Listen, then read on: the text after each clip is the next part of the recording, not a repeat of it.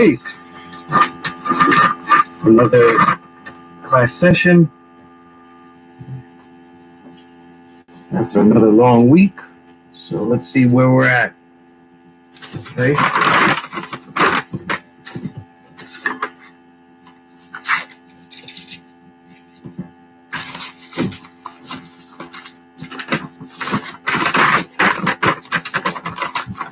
All right, peace to everybody.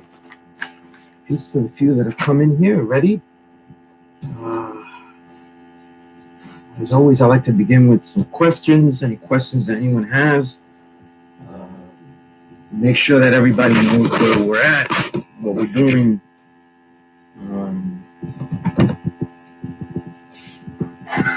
Can ask their questions. You see, I got my glasses on so I can read the fine print of the chat room. Okay, checking my social media. Make sure that I don't miss anything. So within the scope of this class session, we can absorb as many questions as we can.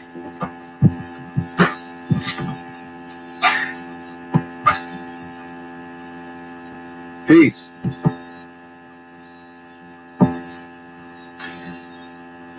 The first thing I was thinking of this week, and because of particular conversations I've had, are we really using the resources that we have usefully?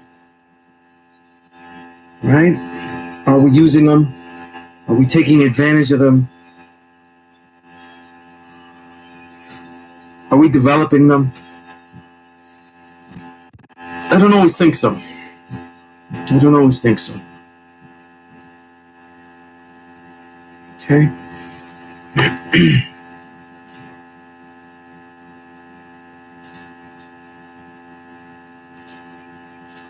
I have a million windows open, so I'm trying to organize where all these windows are open. Some of them could be closed. Some of them is work for tomorrow. After class, I may continue with that work. But, yeah, you know how small this chat print is. I was like, my neck was hurting, you know what I'm saying? I was like, you know what? That way I could lean back a little bit, right? But,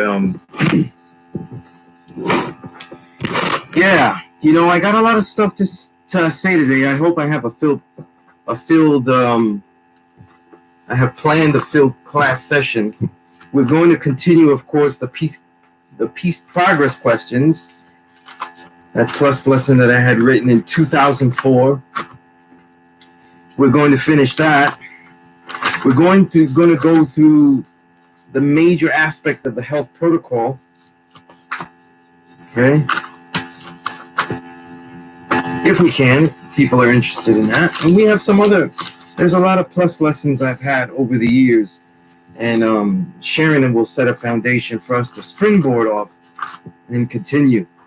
And even today, I might go down through my plus lesson on supreme mathematics. Okay?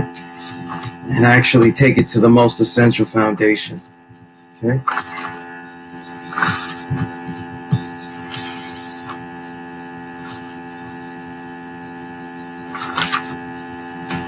A lot of the plus lessons, the inspiration that I had for them was in some of the genius simplicity of Firstborn Princesses plus lessons. You know? And some of them are just genius. And I took that idea and thought about the things that I always have to share with students and try to get them to do. And so making the plus lesson is really just putting the simple and profound into some useful way. Okay?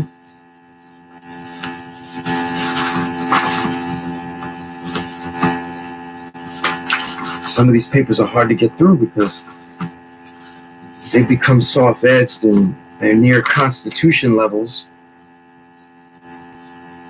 A couple of them I don't have.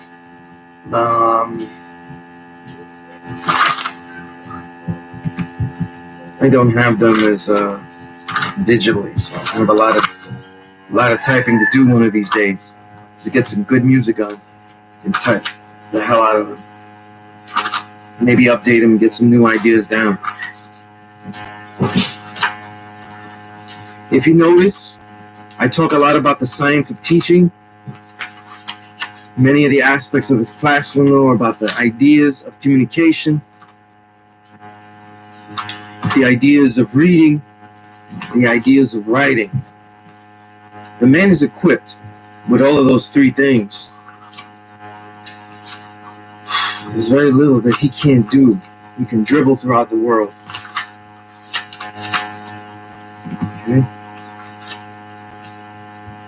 There's quite a lot of people in the chat, you know. I appreciate that. Some names I'm not familiar with. I don't remember seeing Cubano clap. Peace. Of course. Real Hip Hop 216. Peace from Yakubian Nation. I don't even want to know where Yakubian Nation is. Am I in Yakubian Nation? No. I don't know.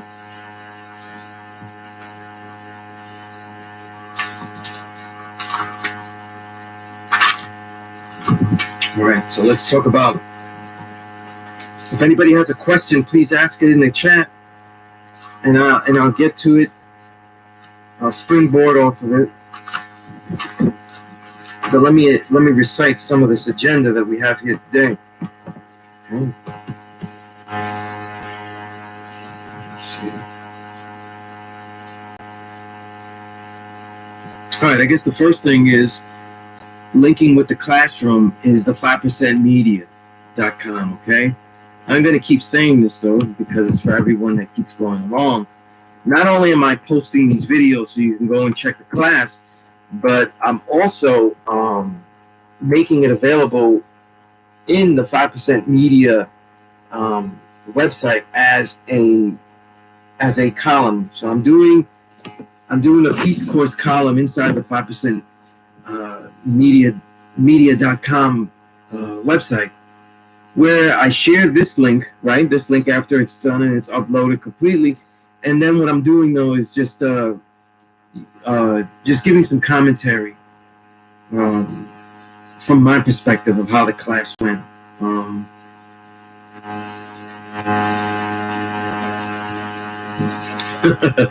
That's a good question, Hepton. Yeah, let me finish with the 5% media thing. Contrary to people's wisdom, knowledge, and stuff, 5% media is, to the best of our ability, right and exact. It's sharing ideas about the nation, thoughts about, builds. I'm sure that the more people build, the more, it does, right? It does look good. I didn't design it, though, Queen Eye Wisdom designed it, and it looks great, The colors pop off. It's simple. It's inviting. It's easy to read. Very dope. And so if you have critics, there's eventually going to be pieces that people disagree with or people don't see it completely. That's where interaction comes in. That's where the commentary comes in. Peace. That's where the ideas should come in, the counters, the criticisms and the commentary.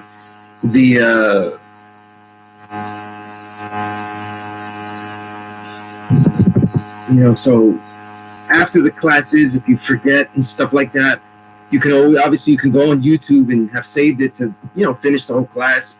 Being that you're online, you can cut out anytime you want, fall asleep, do whatever you want. And instead of me having to kick you out the class, though, you just won't be acknowledged. So it's a little different. Contrary to,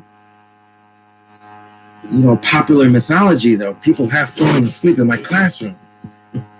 But, and they do get kicked out, especially if they snore, because that's happened too. But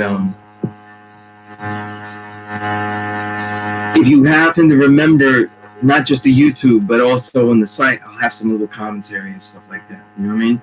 And kind of give you, because I want to prep you to know how to teach what you are learning. You're never going to be learned enough to say I am ready. So even if you're not, see, right now, as you learn supreme math and supreme alphabet, supreme 120 lessons, and you learn this history, what you are is you could say you're a newborn and you're not learned enough to teach that, but you certainly are learning to teach of all types of things, all different type of things, you know, and also to study the way that we teach, you know, learn that way of teaching where it learns how to embrace people, to find out and test out sharing something you know to someone who you think could use it in a non-condescending approach, right?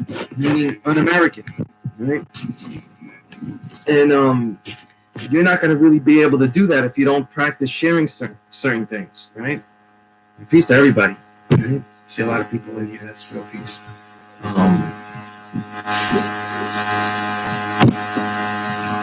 Okay, what did I just do here?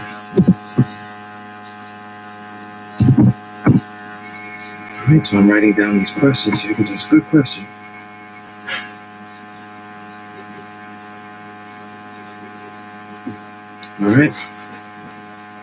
All right, so anyway, the Peace Codes column is under the category of culture on the 5%media.com site. And under culture, you'll see the Peace Course have its own section. That way you can get to those pieces quickly and upgrade them. And mind you, you could be watching it. You could be watching an old class and have a question for that. There's no problem. You know, I really don't have a problem with that. Yeah. Also, another little plug here, because one of the things I've been trying to get you guys to do, and I'll be reminding you as the class goes on again and again, ad nauseum, that we have to figure out what we're doing with our time, though. And even if you're still, you know, with this quarantine and with this pandemic causing quarantine and all other type of mess, you could be more busy than you ever were before. Okay? That would be the case with myself. But at the same time, you also may have time to do a lot of the things that you weren't able to do.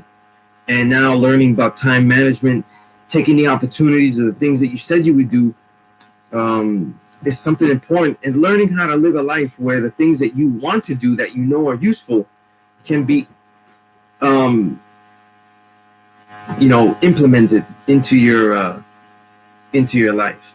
You know? Okay.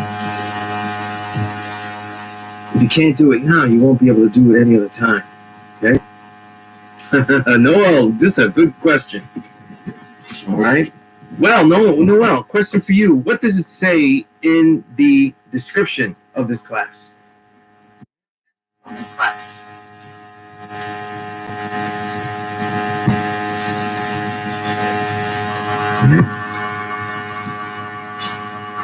That's peace, real hip hop. Yeah, I'm able to do them online. And you know what? I wasn't going to let any pandemic stop me from continuing to do the class. Okay? It's in the title. It's not in the description. There is no description, though, but the title of this video. That'll be a beginning. Right? Right? Because, Noel, how did you get here? Right? How did you get to this? The algorithms must have pushed you here. Right? And you were following algorithms blindly and just knocked into this class session. Right? It's called the Peace Course session. Right? The 5%media.com is a website. Okay? That's where a lot of us writers and editors are working that are part of the nation. Right? That's peace, yeah. So what you walked into is my course. The course that I teach at a law school in Mecca, right? Called the Peace Course. Okay? And it stands for Political Education.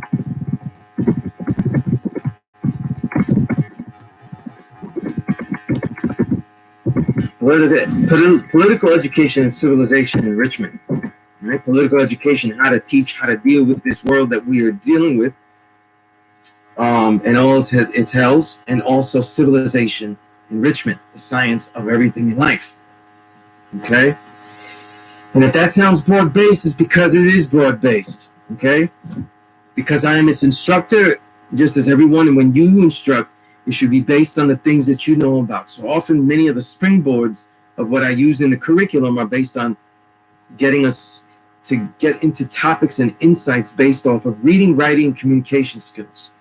Once we get off those, we're able to prepare ourselves simultaneously to knowledge, supreme math, supreme alphabets, 120 lessons. And that is if you're ready. Theoretically, everyone is stuck here doing that. Okay, but in my classroom, I do not force people to deal with it as that. I allow people to voluntarily come in and learn as much as they can, respectfully. Okay?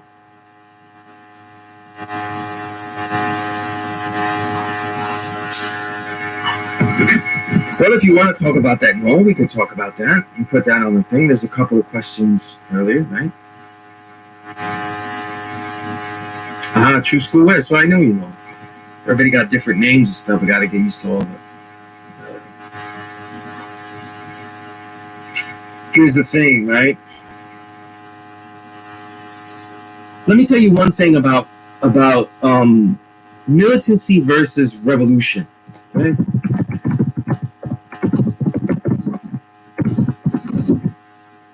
Militancy will have you want to know the strategies of how you duck a vaccine. Okay?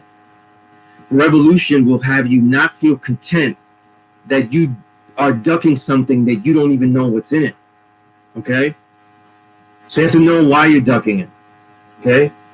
So the real bother is this. Why are we ducking a vaccine if we don't know what's in it? Then the second thing is, if we do duck the vaccine, we get out of it. We make sure that we don't take it. We don't let the man pump anything into us. No nanobots and trace finders, which is kind of not that sensible or necessary, considering that we carry these all day, right? So, we always can be found pretty easily if they were so inclined to find particular individuals.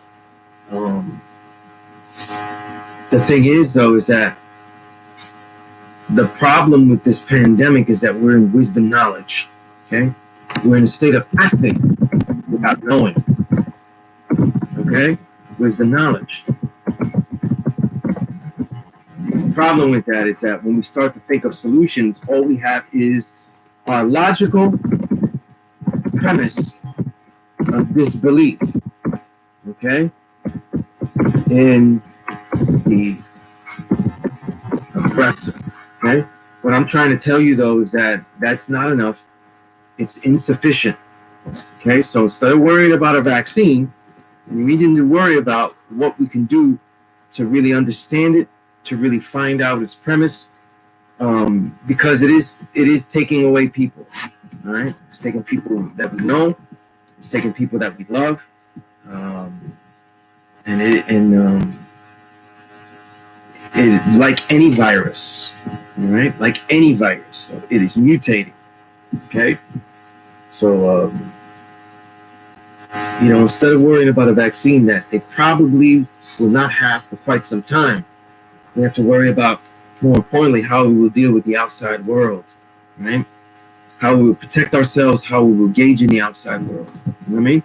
And this is why weeks ago, right, the minute that we were doing these exclusively online, I started to teach you how to strengthen your lung as a muscle, to picture your lung as a muscle, to see your health and the health protocol that you take, though, be mandatory, something that you need to do, right? Right. Absolutely. Now think about this for a minute, though, right? Because saying New World Order, using a lot of stuff. Again, why is it that when Sunez is talking, right, me, I tend to always veer away. People that know me, I veer away heavily from conspiracy talk, the language of conspiracy, and the entire dialect, because it is very fatalist. Okay?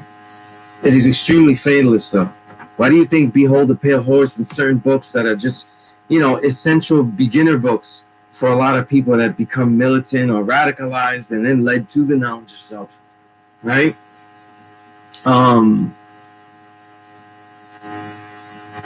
This is why I don't really deal with those kind of conspiracy aspects like that as a measure of teaching.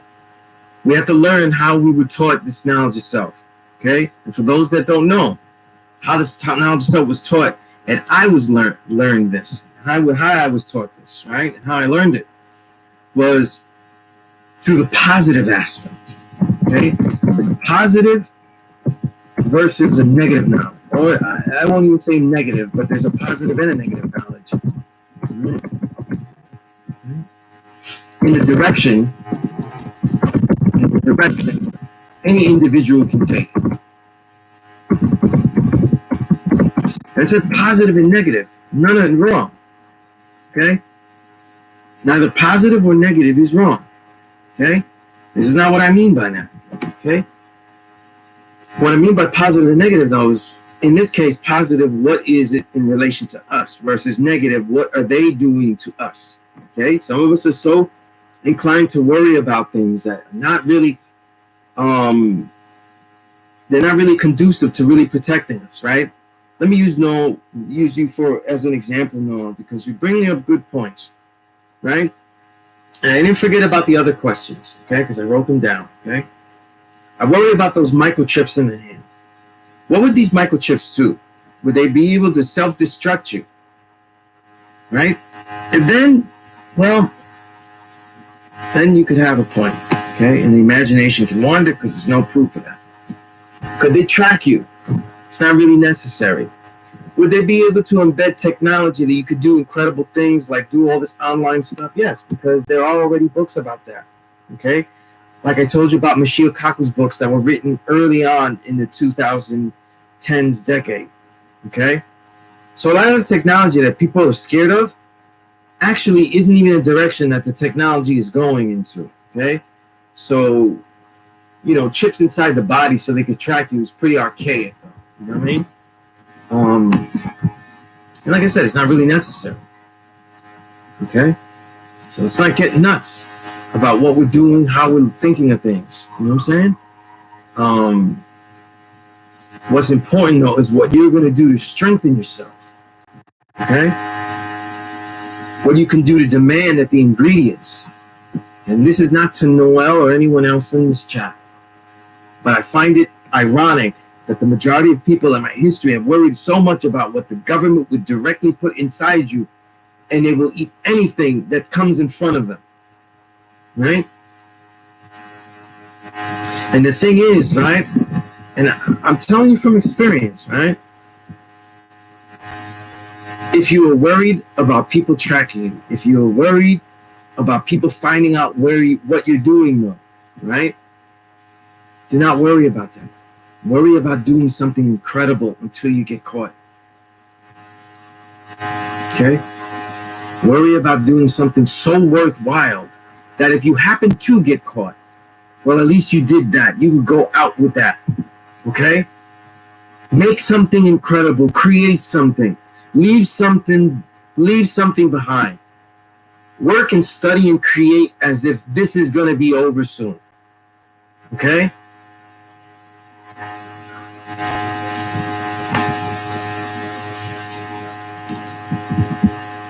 I'm taking a pause there because I want that to be well absorbed.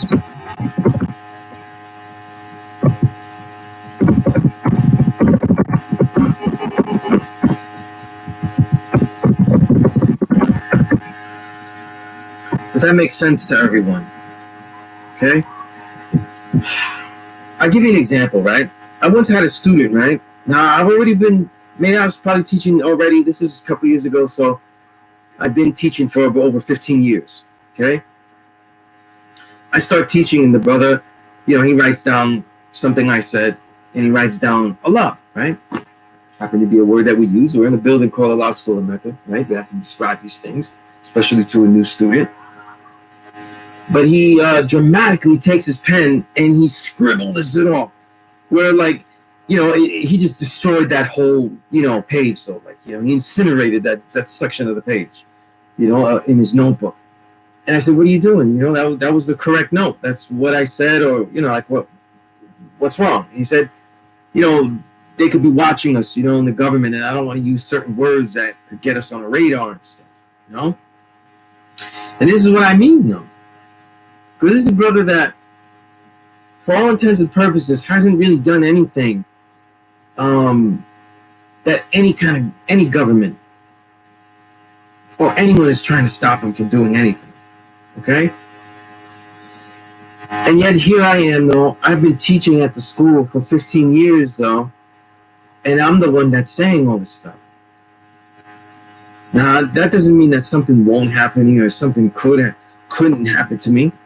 What I'm saying is this, is that people are so scared that the militancy towards protecting yourself and defending and fending off the government's latches on you often comes across, though, as intense fear to me.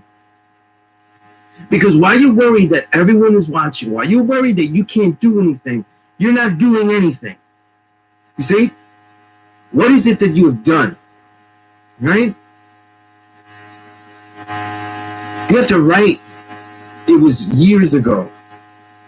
Okay? And for this mentality to take place, though, this is why one of the major aspects of what I'm teaching here is for you to learn to create. If you are creators, then you must learn to create.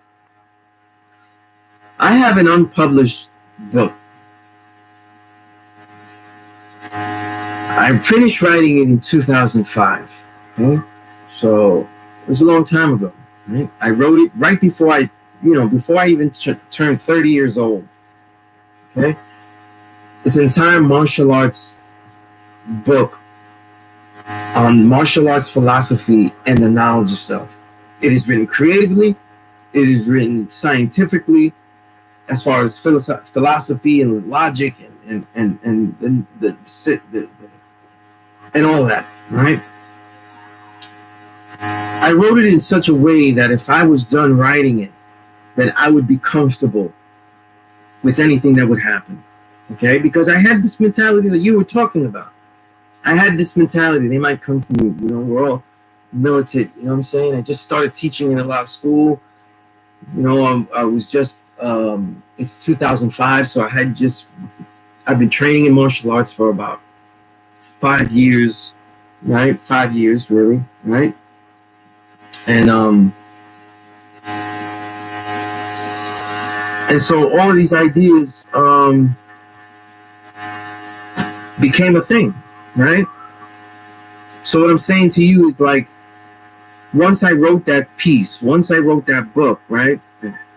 Trust me, the books I've written aren't even close to the level that I wrote that book in. You know what I mean? It was a book that would have all of my thoughts, or the mentality of all the thoughts I would ever have, continuing. And once I wrote that book, I felt like I was comfortable to leave. If I returned to the essence or anything like that, I was comfortable that I had written down, you know? And now I felt free to live my culture completely. You know what I mean? And I could write anything. I could create anything, you know? And the thing is, most of us are so worried, though, that we stay trapped in the fear of this kind of stuff. Go out there and make something. You know what I'm saying? You're worried about the enemy. Well, be worthy of your enemy. Because right now, most of us, though, the enemy's not checking for us. You know? The policies that they have in place, though, when you see cops beating down people, those aren't people they're beating down that they're looking for. Those are random people, innocent people. Okay? Because that's how oppression works, though. This is how the system works. Okay? It is designed to pick random people and give you a general fear. So the truth is that the conspiracy and the oppression that we live out every day has, for the large part, not been something targeted to individuals that are really building. They have been targeted to people that have not done anything. Well, then do something. Be so busy that you're doing something. Be so aware that you're not ready to fight police. You're ready to know exactly where they are. Do you have the weaponry of the police? right? Do we have the ammunitions that they have? Do we have the logistics they have to cover everything? The technology? Do we have the ability to see who is good or who is not among the police force? No, we don't. Okay?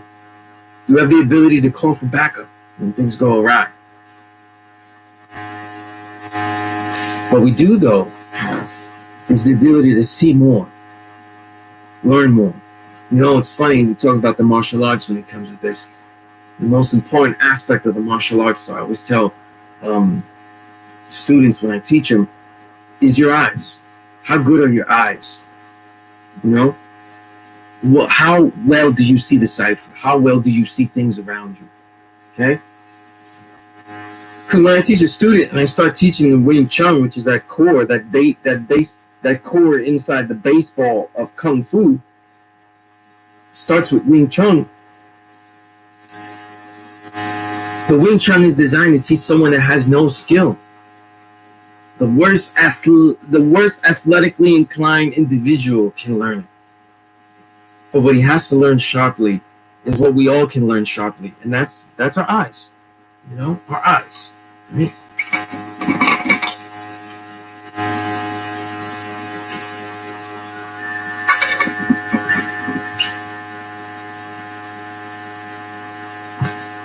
Right, so I want you to be focused on what you create. There's only one thing that they can't do that we do. They can't create. So go do that. You know, go do that. And understand that the war that we're dealing with, always dealing with, that we're in the middle of, is the approaches to leeching. Okay? And Trump symbolizes that so well, because he is not his strategies are not logical, because they are the more infantile. They are more of destroying what you were leeching, right?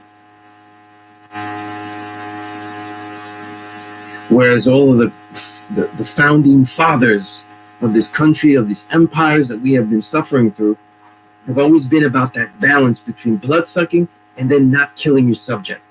Right? It's important. Okay? I'm still trying to think of a book that really talks about that. There was an author, forgetting his name, but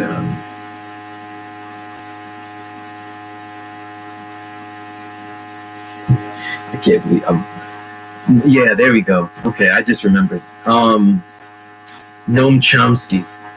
I don't remember what book it was. He's got so many books, but Noam Chomsky once was talking about, to give you an example of this blood sucking, how it works. He was talking about Israel and how Israel blood sucks and controls the Gaza Strip. They engulf the entire Gaza Strip, and what they do is they control the flow of all the food, clothing, and shelter, everything that goes into the Gaza Strip. And they flow just enough so that they are withered away, but not completely done. Right? Because if they reach a certain level of poverty, it'll be what? Well, it'll be like the art of war says. You have to give the enemy a route to escape. This is in the art of war, right? You can look it up. I forgot what chapter it is, but in the art of war, it says you have to give the enemy a route to escape, or else they'll fight with the fury of a caged lion, right? That's what it says. When Noam Chomsky was talking about the relationship between Israel and the Gaza Strip, this is what he was talking about. They take away just enough where that relationship can be hindered, but not destroyed completely, where violence will immediately ensue because they have nothing left. They have nothing to they don't even respect life, as the Tao often says, though. They don't even respect life anymore, you know? Right? Yeah, exactly. That's right. That's right, Chad. You know, they if you got nothing left to lose, then you fight with nothing to lose. You know what I mean? You got to give them just a little bit of something. There's a strategy to that, right? Trump is sloppy. Doesn't know that. So what he's doing though is that we're in this mess. You think it was? I'm not one for the conspiracy that said that this was designed and stuff. They take it just because people take advantage of health doesn't mean that it was designed.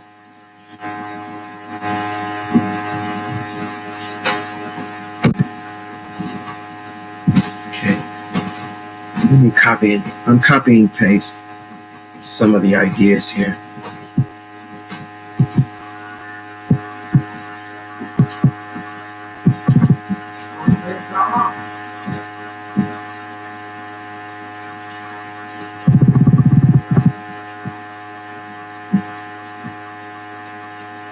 Okay. All right. So again, back to the vaccine. I have always been against vaccines. I have stopped vaccines as long as I could with my children. As long as I could with my children. With both of them, I wasn't successful to continue to go based on the schools that they were going into, and also the other parent. So, but the thing is that the main issue with the vaccine is what is in it. You know what I mean? Because the science of the vaccine does merit. The science of the vaccine, if you take it by its logic and the original premise, it is very similar to homeopathic medicine. Very similar. It has very similar concepts. Except one is more, again, on the positive aspect, one is more in the negative. The vaccine is more on the negative allopathic side. Giving you something, a negative portion of the said disease or something very similar to the disease. And you see, when they give you something similar to the disease, that's when they go awry with the ingredients, if you could call it that, the ingredients. And this is where they start to patent the products with so many ingredients that it eventually becomes horrible. Right. But here's the thing, though. I gave you the book. I talked about this book a couple of sessions ago, and about the concept that was coined through it called disaster capitalism. It feels more like a conspiracy because they have mastered how to take advantage of the hells that they are themselves causing. Don't sit back and think that they're doing everything that you see on purpose. They're just taking advantage of every fumble. Okay?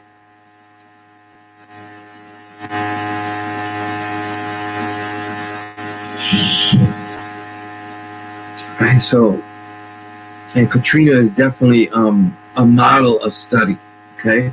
It's definitely a model of study. Right? We put too much onus on the genius of the oppressor, and it's really not there. Okay, it's really not there. Okay. But with that said, on to more fun things. Is there anything fun here?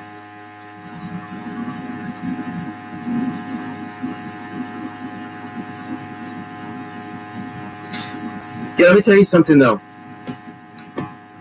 I'm reading a comment now. Real Hip Hop 216, right? You said he could also be paranoid because the FBI has documented the NG is they have to, father Allah the Father, right? What I'm trying to tell you is that there's files about everything. Okay? There's files about everything though. When I started working at the Source, one of the major stories that the God Day Son Allah had penned for the Village Voice before he became editor-in-chief of the Source, right? And brought me along as news editor, was about the hip hop cop. And I had the opportunity to also do a follow-up interview for Dayson to get some more information for him with the so-called hip hop cop. And, they were documenting things. They were documenting things because everything is potential. What is the potential that they're looking for? They're looking for the potential to not only see how we could rile up the dissidents against oppression, okay? Those who will go against oppression, but they're also looking for the next opportunities to bloodsuck, the next opportunity that could, really change society, because every single invention that has done that, the vast majority has come from us. So they always have to keep their ear on the street. Remember, just think about small things where like their plans get thwarted. Gentrification of New York City would have happened even faster. We would have seen this thing go faster if hip hop hadn't happened. Okay, you're gentrifying the city at the same time that it produces a multi-billion-dollar industry. You see, so it's our own creative processes that actually destroy and halt the oppression that is going on. Okay, if we were all able to take notice of these things, maybe we could rally behind them and empower ourselves.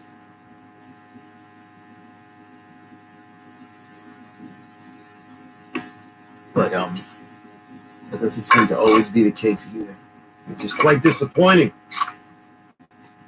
Right? Okay, let me look at. I have some social media notifications. I just want to see if it's. All right. Okay, there was another question here. Let's see.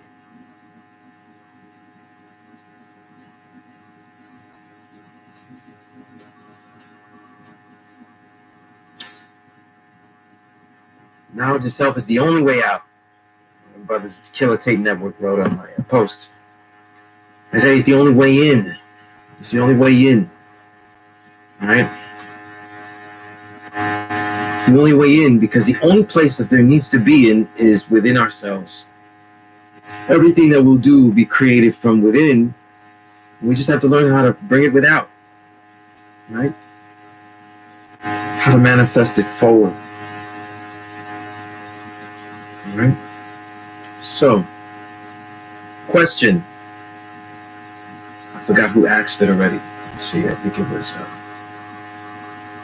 Oh, there's more stuff here. Peace. People are becoming wiser, though. I have some Somalian friends. A lot of them are urged to get vaccinated. Vaccines have links to autism. Certain vaccines do. Certain vaccines don't. I don't think that. See, I also think that sometimes the conspiracy of things also ruins the success of the knowledge of things. Vaccines, they show some links to autism, but then not others, right? The reason that I didn't want vaccines for my children, right, and fought against them, especially in the early years, was because when you start to read the ingredients in these vaccines, this was the problem, okay? It was too many ingredients. It was too many things. And most of those things were heavy metals and other toxic chemicals and things that weren't going to be useful to any living body. Okay, so, and if you say that, well, it's a vaccine, it's going to help you with a certain thing, that sounds good for one vaccine. But the problem is that it would be for multiple vaccines. Because if you ever, for those who've had, who have children and are having children now, the amount of vaccines that they have children, newborns take in the first couple of months of their lives are monumental. I was going to say tremendous, though, but because of Trump, I hate using that word now. It says quaint as hell. But it's it's insurmountable. It's an incredible amount. Right? I don't think I should use the word terrific either, right? He used that word too, right? I gotta get my synonym game sharp, because he's got like 5 words in his vocabulary. Okay, I worked in I worked in New York City clubs for 20 years back when the big clubs were popping. NYPD had a crew of bad chicks that used to hang at the VIP lounges and clubs and make a record of the entourages and rap. Yeah, that's true. That's true. That's right. Can I break down the 12 jewels? Can I do that? Do I have the ability to do that? Not sure. 12 jewels. Do I remember the 12 jewels? What are the 12 jewels, right?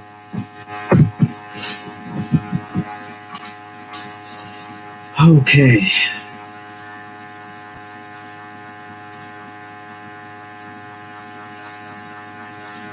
Well, we'll talk about the 12 jewels in a little bit.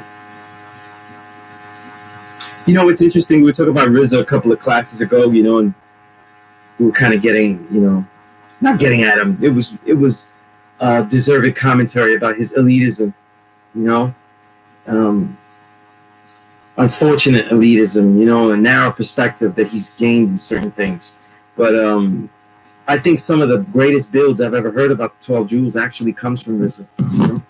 I find them to be quite useful. You know? So if you ever dig in for them and stuff like that, you ever hear his builds. I think he has builds on the 12 Jewels inside the Tao of Wu. You know, so if anybody wants that book, I do have that book. The Tao of Wu. Which you know, it's still an excellent book. You know? And I definitely wouldn't want you not to at least giving you to the insights that Rizzo shares, even if sometimes he's a little bit disconnected, right? With certain things, you know, with certain things that we're a little bit more in tune with, you know. All right, so one of the questions that was had here a while back was that they heard me say more than once that reading a lot made me a better writer. Okay, reading makes me a better writer. Okay, it's necessary. I don't think I'll say this though. I think every single artist that uses language though is impaired if they're not reading. And there's some incredible artists that don't read a lick. You'd be surprised who doesn't read a lick, and they're able to just have a genius for language and be able to express themselves, you know. But understand though that would be more really would be the anomaly, you know, like the rare breed, you know. But he asks upon me saying that, or what made me a better editor. I think for me personally, some of that has to do with actually editing. I've had jobs for years as a transcriber and as an editor of transcripts. That's right, Nasreed's heavy.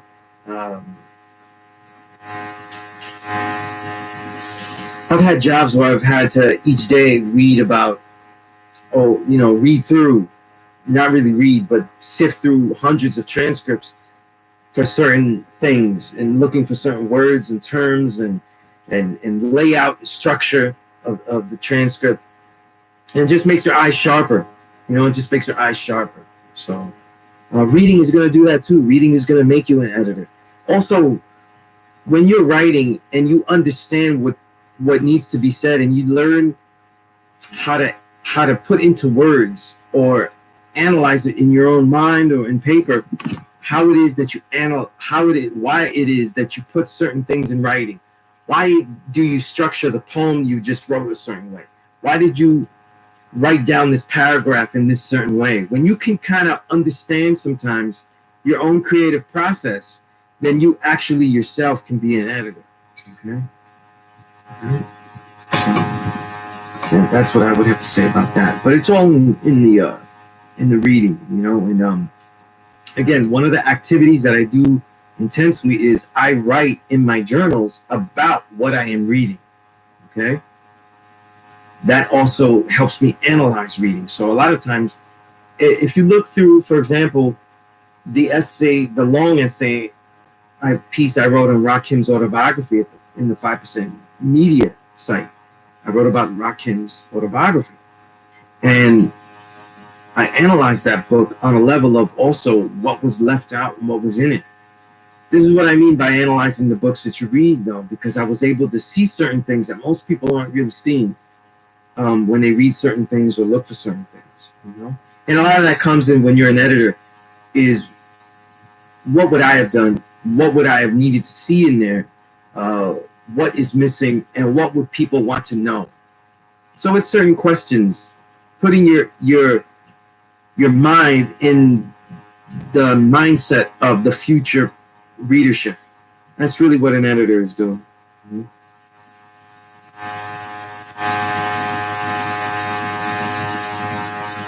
Hope that made some kind of sense. Right? All right.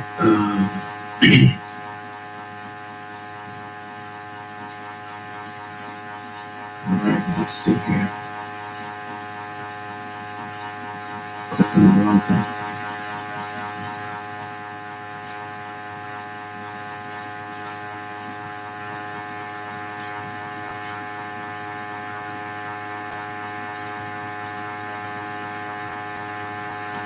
Okay, there's a little bit of dead air. If anybody has any questions, please ask them. I'm trying to copy down what we need here and stuff.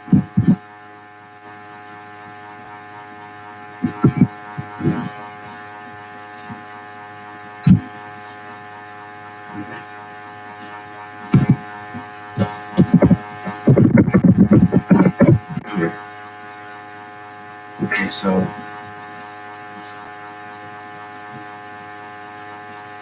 and again, we are going to go through the Peace Course progress questions. That plus lesson, we're going to go through questions 6 through 10 today.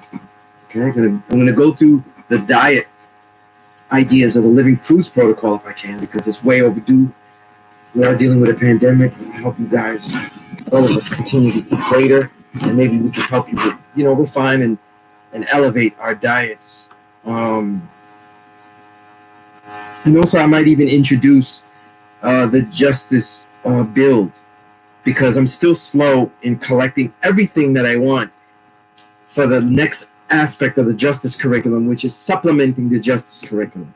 Okay, I wouldn't want to tell you what to do in that justice curriculum, the things to study, and then not give you ways to begin studying that. So that's going to be a kind of a juggernaut, and I don't want to do it.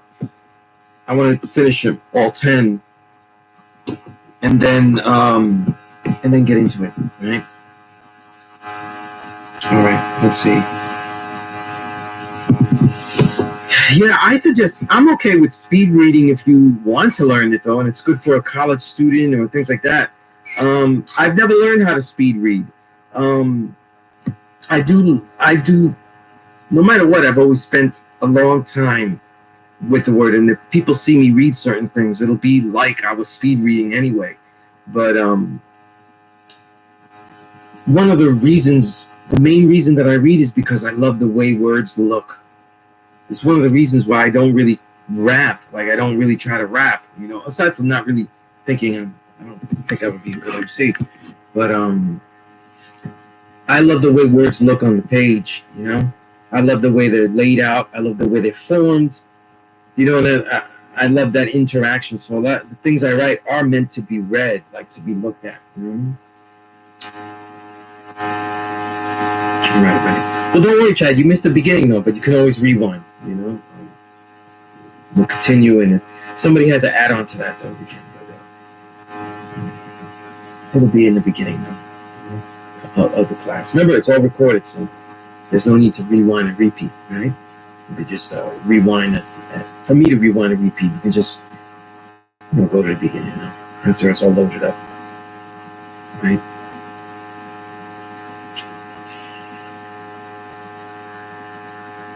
Let's see.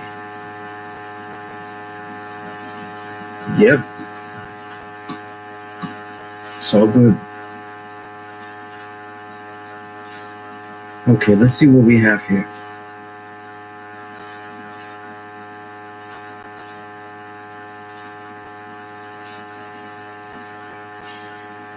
Yeah, let me plug in something else, though. I keep talking about the triangle of power, right?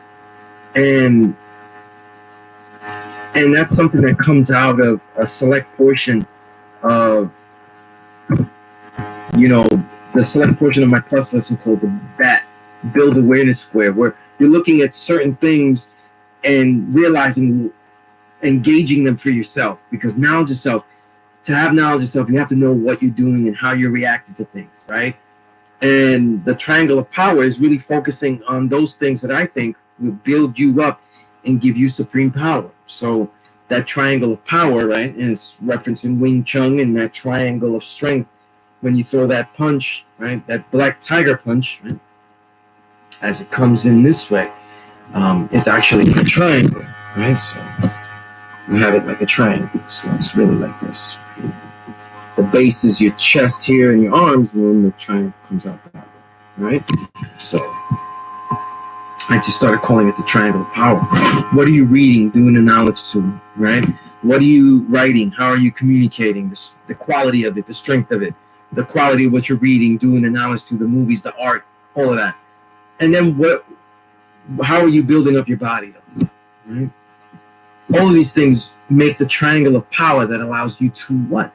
Allows you to create, okay? This is the triangle of power. This is the secrets of your power, right?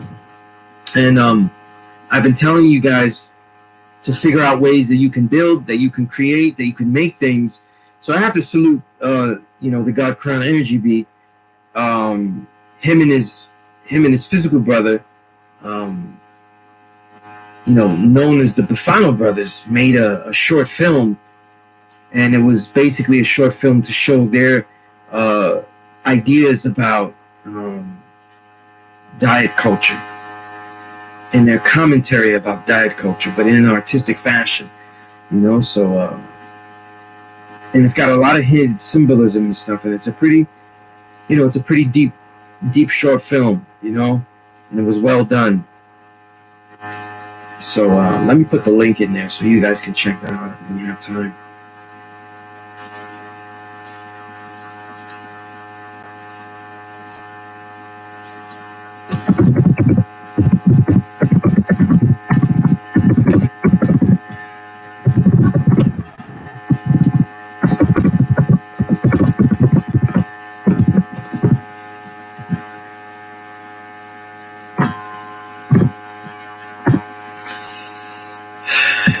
Yeah, recorded. This class is recorded, right? It's online. You're gonna see it on YouTube later. Right? That's all I'm saying. What's the right? I hope that we all are aware, right? Aware of that. All right, let's see. What else do we have here? Okay.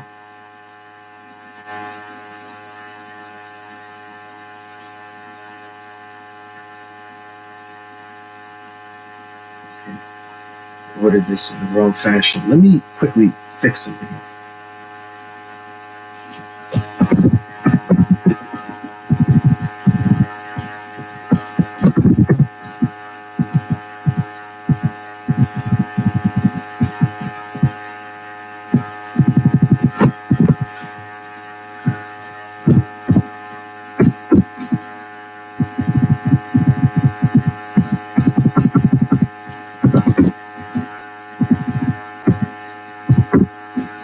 Okay.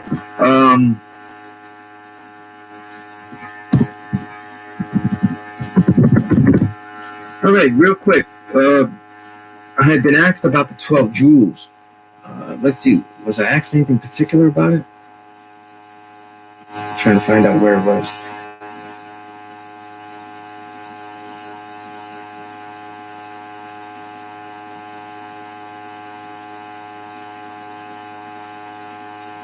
I've kind of lost that comment. And of course, this one was a more recent comment, but I don't see it anymore. Was there any? Have you ever seen the 12 jewels? Whoever asked me this question, right?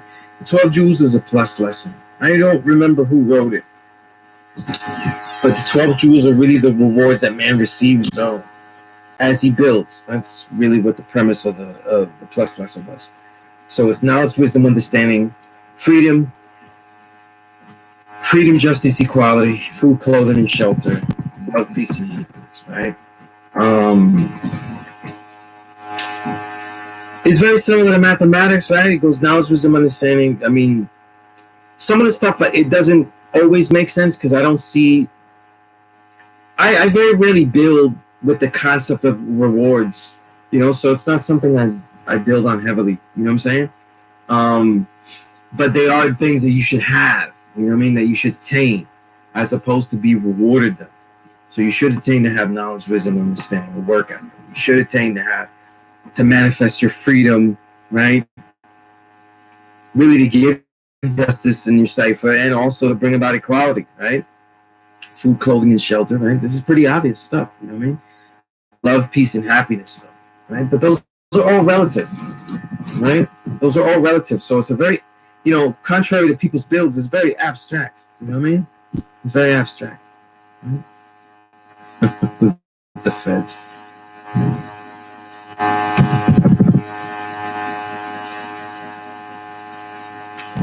Let's not get nuts here.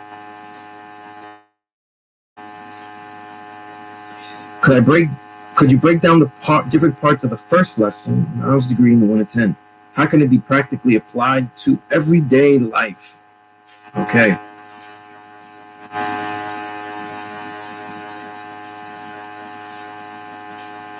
But I think the first part, right? The first part to realize, right, is, first of all, what you are is always going to be applied immediately, right? So who's the original man? The original man is the Asiatic black man, the maker, the owner, the cream of the planet, father of civilization, and God of the universe. Who is the original man, right? Everything, it immediate. Yeah. Unfortunately, that is my aging laptop. Okay, it's been through many battles. It has been through many battles in the last year. In the last 2 years, I've had it, and every time I do any kind of meeting, stream, Zoom, or anything, the fan just goes haywire and stuff. So bear with me. You know what I mean? Bear with me in this barbershop class. Okay. I'm gonna find ways to work on this, so that the class can have better sound quality and stuff like that. But bear with me at least until I figure that out. You know. But for now, this is how we have it, though. You know what I mean? This is how we have it. Okay. So.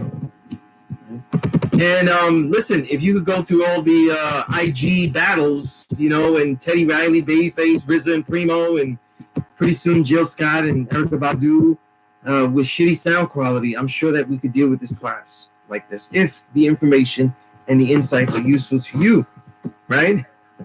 You know, but so when you say break down the parts of the degree, right? The first part of the degree is, right, who's the original man, right? When I was getting knowledge of self, right, you have to see a person's life before they have this knowledge to understand how it is useful in their life. Okay, so sometimes when you go through all the degrees, right, for yourself to build your understanding, you have to never forget how it was to be an 85er, right? Remember the facets, the nature, and this is why I have you write a journal, because I want you to remember how it was to be an 85er, how it was to be blind, deaf, and dumb to these truths that we are teaching, right, with the knowledge of self, you know?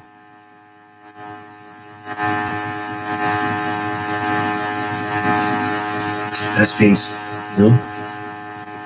But when I got knowledge of self, though, a law school was in far worse conditions than the buzzing fan that you guys hear in the background, you know? So, but bear with me. I will do my best to try to work on this as the weeks go by, because it has been bothering me as well, you know. Even just the earlier sessions a couple of weeks ago sounded a little better though. So I'm worried about a level of decay in my laptop. You know what I mean? But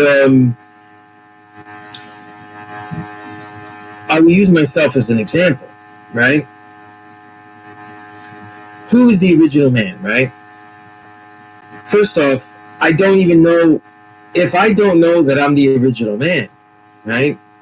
Then I also can bear witness to any narrative that civilization, education, intelligence, and everything else that is handed through the gifts of civilization are bestowed by someone else.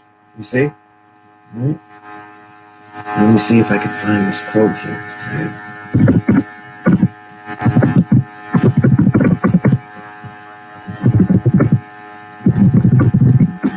Probably won't be able to find this quote handy.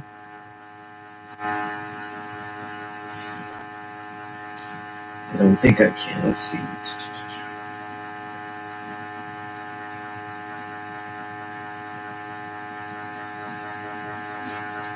Right. Let me see. I think I did find it.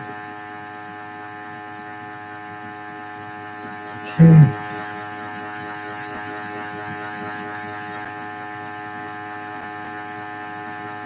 I didn't find. I found something else that was pretty interesting. Let's see. Okay. I'm trying to give you a very personal perspective of this, right?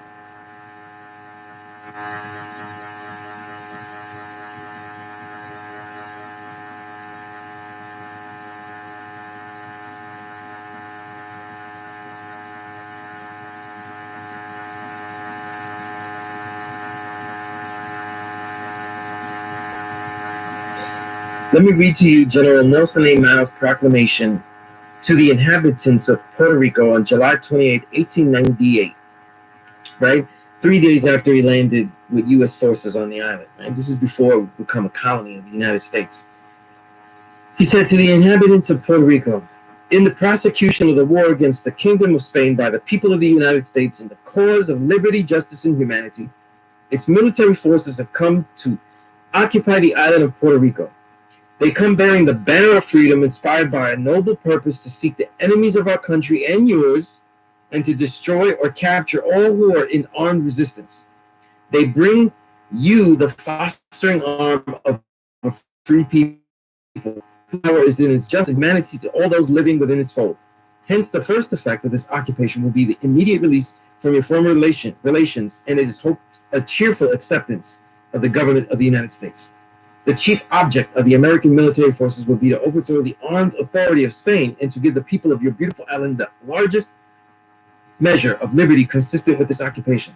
We have not come to make war upon a people of a country that for centuries has been oppressed, but on the contrary, to bring you protection, not only to yourselves, but to your property, to promote your prosperity, and to bestow upon you the immunities and blessings of the liberal institutions of our government. It is not our purpose to interfere with any existing laws and customs that are wholesome and beneficial to your people, so long as they conform to the rules of military administration of order and justice. This is not a war of devastation, but one to give all within the control of its military and naval forces the advantages and blessings of enlightened civilization. Right? So if you can read through the pompousness of that declaration, this is what happens when you don't know who the original man is, because you can be led to believe that all the blessings of enlightened civilization come from someone else. You see, it's very important thing that he said in there. In the last sentence, he said this is not a war of devastation, but one to give. He just said it's not a war of devastation, but it is a war to give all within the control of its military and naval forces the advantages and blessings of enlightened civilization. So it is a war to destroy a society, a way of being, and to impart a different one. Okay, this is something that is why when you look at the degrees, you have to look at what were you before you found out this piece of information, that when you research it becomes knowledge, right? Because you have proved it, because you have studied it, because you have verified it. And now you put yourself in a different position, okay? And this is who the original man is. The original man is the Asiatic black man. Now when it says the Asiatic black man, then you have to see, well, wait a minute, why is it using the word Asiatic when that only talks about a certain level? So we're talking about Asia, right? The roots, the etymological root being Pangea, when the entire landmass was united, right? And a large portion of etymologists, right? Etymologists, those who study the history of words, right? History of words and their usage over time, right?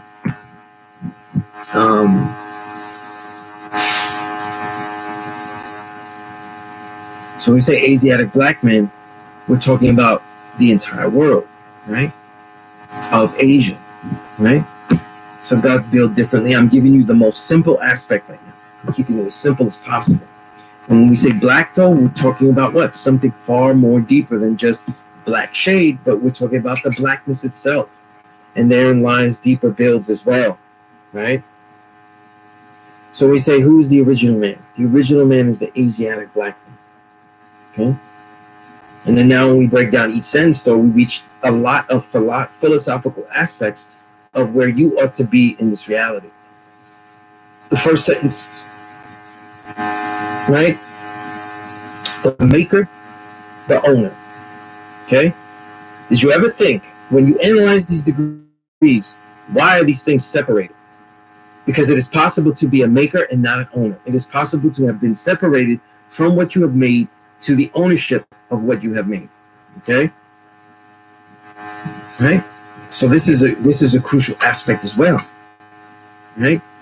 And then you have to say to yourself, though, morally and ethically, does the maker deserve to own it? Okay?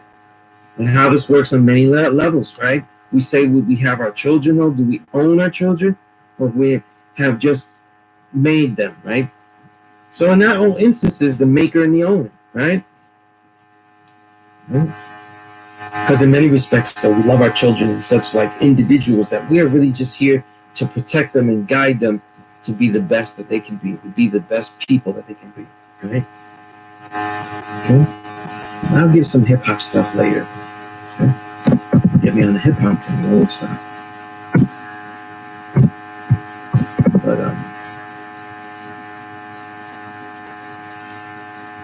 okay, so maker, the owner, the cream of the planet Earth. Okay, cream is something too that I want to build on.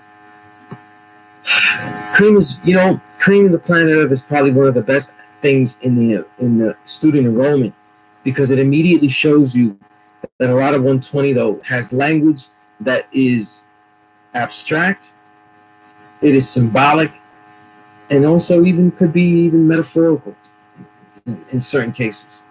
In this case, we could talk a lot about the cream of the planet Earth, right? This is how we started, though. We started as right? We started liquid, solids, gases, right? So we started out as liquid in this case, right? Right? A liquid that develops in the womb that becomes, right? Right? Originally a gas that becomes a liquid, right? And that develops in the womb to be solid matter, right? I had that order messed up a little bit, forgot the gas. But, so you start to see the order of things, right? You start to see the nature of things, right? The maker, the owner, the cream of the planet Earth. What does also cream mean, right? In many cases, though, cream is like the utmost, the most high, right? When we talk about its reference, as far as referential, right? And symbolic, right? Some people take that as an element of grandeur in the degree, but I also would look at it as something like a grandeur of responsibility, the level of responsibility, right?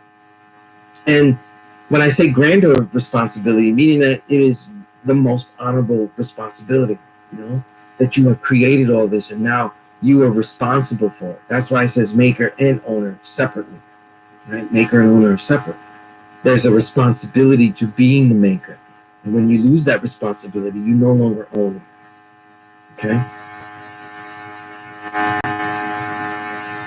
Father of civilization, the aspect of the degree that Allah the Father added in, right? Cream of the planet Earth, Father of civilization, right? Father of civilization should lead you to your studies, though, and immediately lead you to how to connect.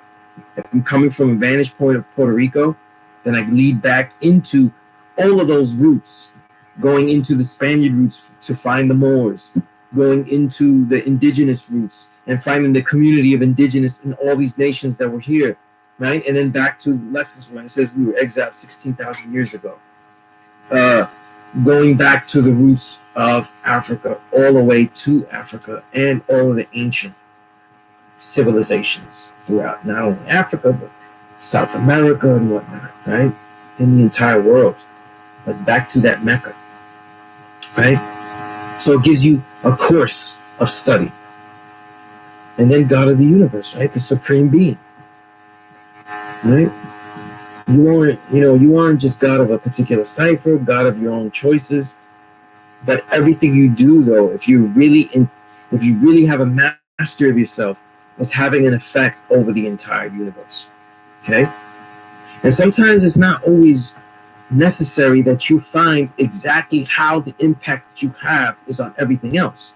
It's only relevant that you make sure that the impact that you have is mathematically inclined to progression, meaning it goes from 1 to 2 to 3 and goes upwards, which means it's in the progression of righteousness. Right? I'm going to leave that as the breakdown for now because I want you to find out all more things. I want you to find out and do research on the biochemistry, right? The aspects of quantum mechanics, though, that begin with the idea of the thought, right? These are all going to be for another class when we go through that degree more scientifically, right? What else? Mathematics, right? Not only the language that we use to compute things, but the language of the entire universe, how everything is modulated, right? How everything is defined, right? And now that is the language of the mastery, the language that allows you to master everything, and that everything is really written in if you can read all things, right? And everything is expressed. So now, the major thing, this is an assignment that I have you do. This is probably, let's make this the homework assignment then. Okay. I'll repeat the homework later in the class. But one of the assignments I always have people do is, what is the criteria? Make a list of criteria of what God, right? Allah, right? True and living God must, must check off, must have to be such, right?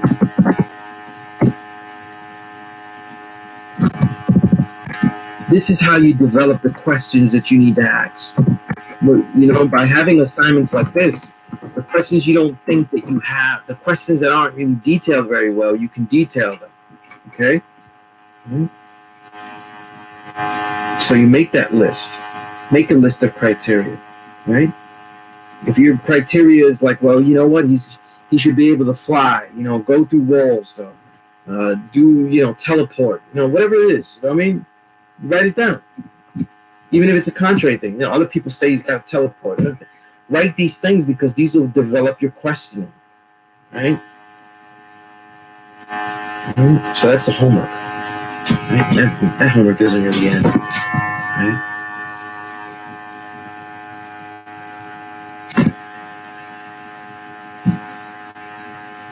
Oh, right. Windows, checking things.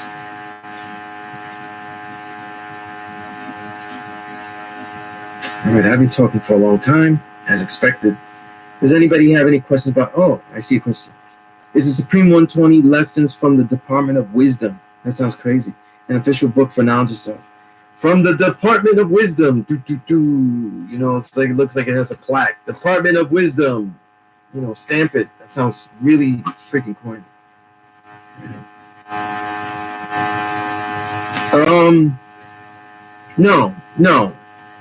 No, absolutely not. That's not. I don't even know who wrote that shit. Halftime. If I can add on to that point, what was going on in the history about that time? Okay, I'm confused. What time are you talking about? Because I went all metaphysical and stuff. I don't know. Are you talking about Big Bang? I don't know what you're talking about. I don't know what time period we're on.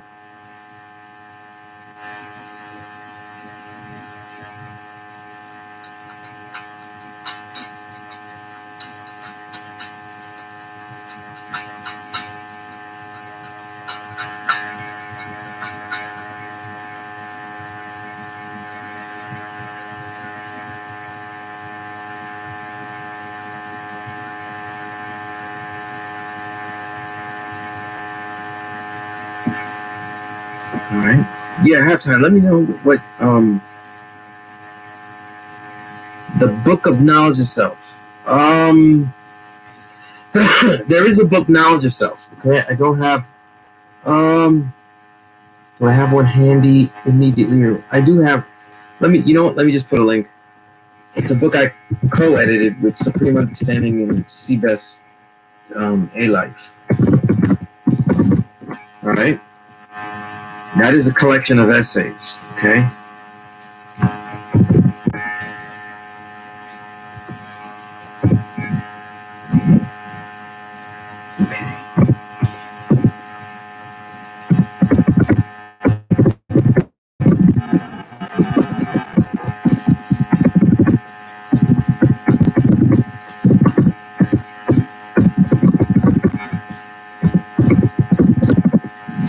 All right, that's a book that we edited, though. That's a collection, a book of collecting essays and pieces from God's notes all over the world.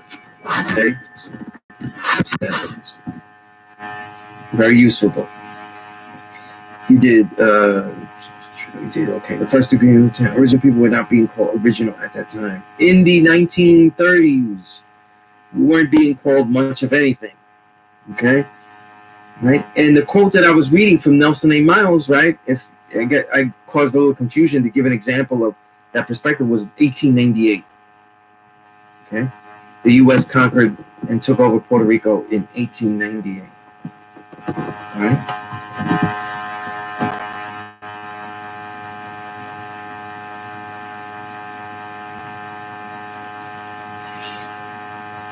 All right.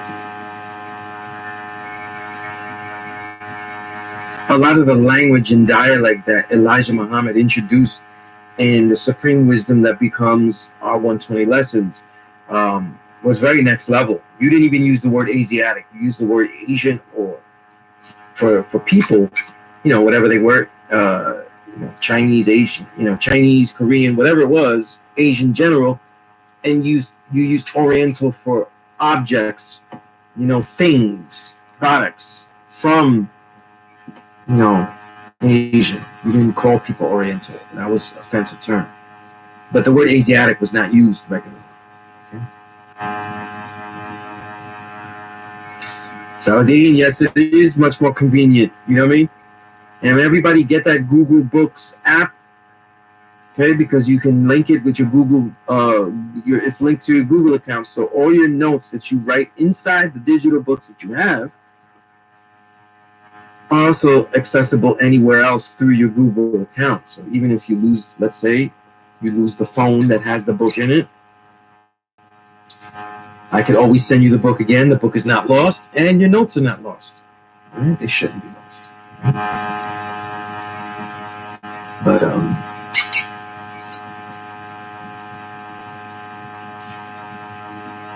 okay, we covered some things here.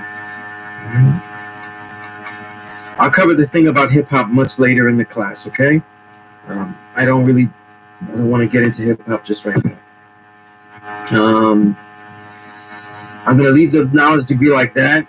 And notice, though, I give things because I want you to do more work, though. I probably would build on things a little bit deeper if I have all of, individual students. But because this is the class is more general here, exclusively online, I want to give you introductions to certain things. Okay? So now, let's go into the progress question. I'm going to go into the progress questions. Feel free to continue to ask questions, okay? I'll just hold them until later, okay? One of the 793rd, one of the earlier classes gives, I give a little actual visual tutorial on the complete breath and stuff. And if you email me, you all should have the email. Email. I will send you the book, the complete breath, which has which has the complete breath detailed in it, as well as, many other breathing techniques and the science, the whole reasoning behind all of this.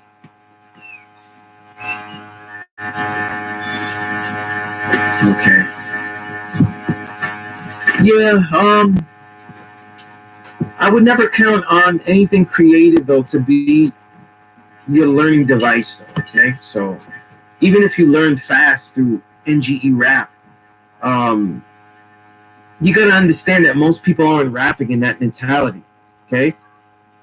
The gods that rap, trust me, they're not thinking like, yo, this song is going to be about this lesson. This song is going to teach the knowledge degree. This song, they're not making music like that. You know what I'm saying? And I don't think that they should. So if you take it into your aspect that you're gonna learn by me suggesting 5%, I'll name you, and I will later. I'll name actual real 5%ers that do albums that are really at the top of the best today. And you're not gonna learn a damn thing that way. You know what I'm saying? Right on cue, Omnipotent, one of the best MCs that it's in my mind of what I'm talking about. And you learn a lot from Omnipotent, though. He's a bad example, but other people are just rhyming, creatively abstract, saying whatever they feel like saying, as long as it's creative. You know what I mean? Right? Brand Nubian doesn't make records anymore. You know what I'm saying? So even if you heard their records, though, you wouldn't be getting anything new. You get what you get, and it would be great. But if you're talking about NG rap, I'm assuming that you're talking about now. I'd like to keep you guys current. There actually are MCs that are living right now, making music right now, that are young and are getting the knowledge, learning the knowledge, and embracing it more and more every day. So just as you're living and learning more, these artists that are making records, they are too. They are too. Okay, yeah, I could do that. I could do that. Old and new, no problem. No problem. So let's continue. Okay. Let's see. As far as essential, right? I'm gonna.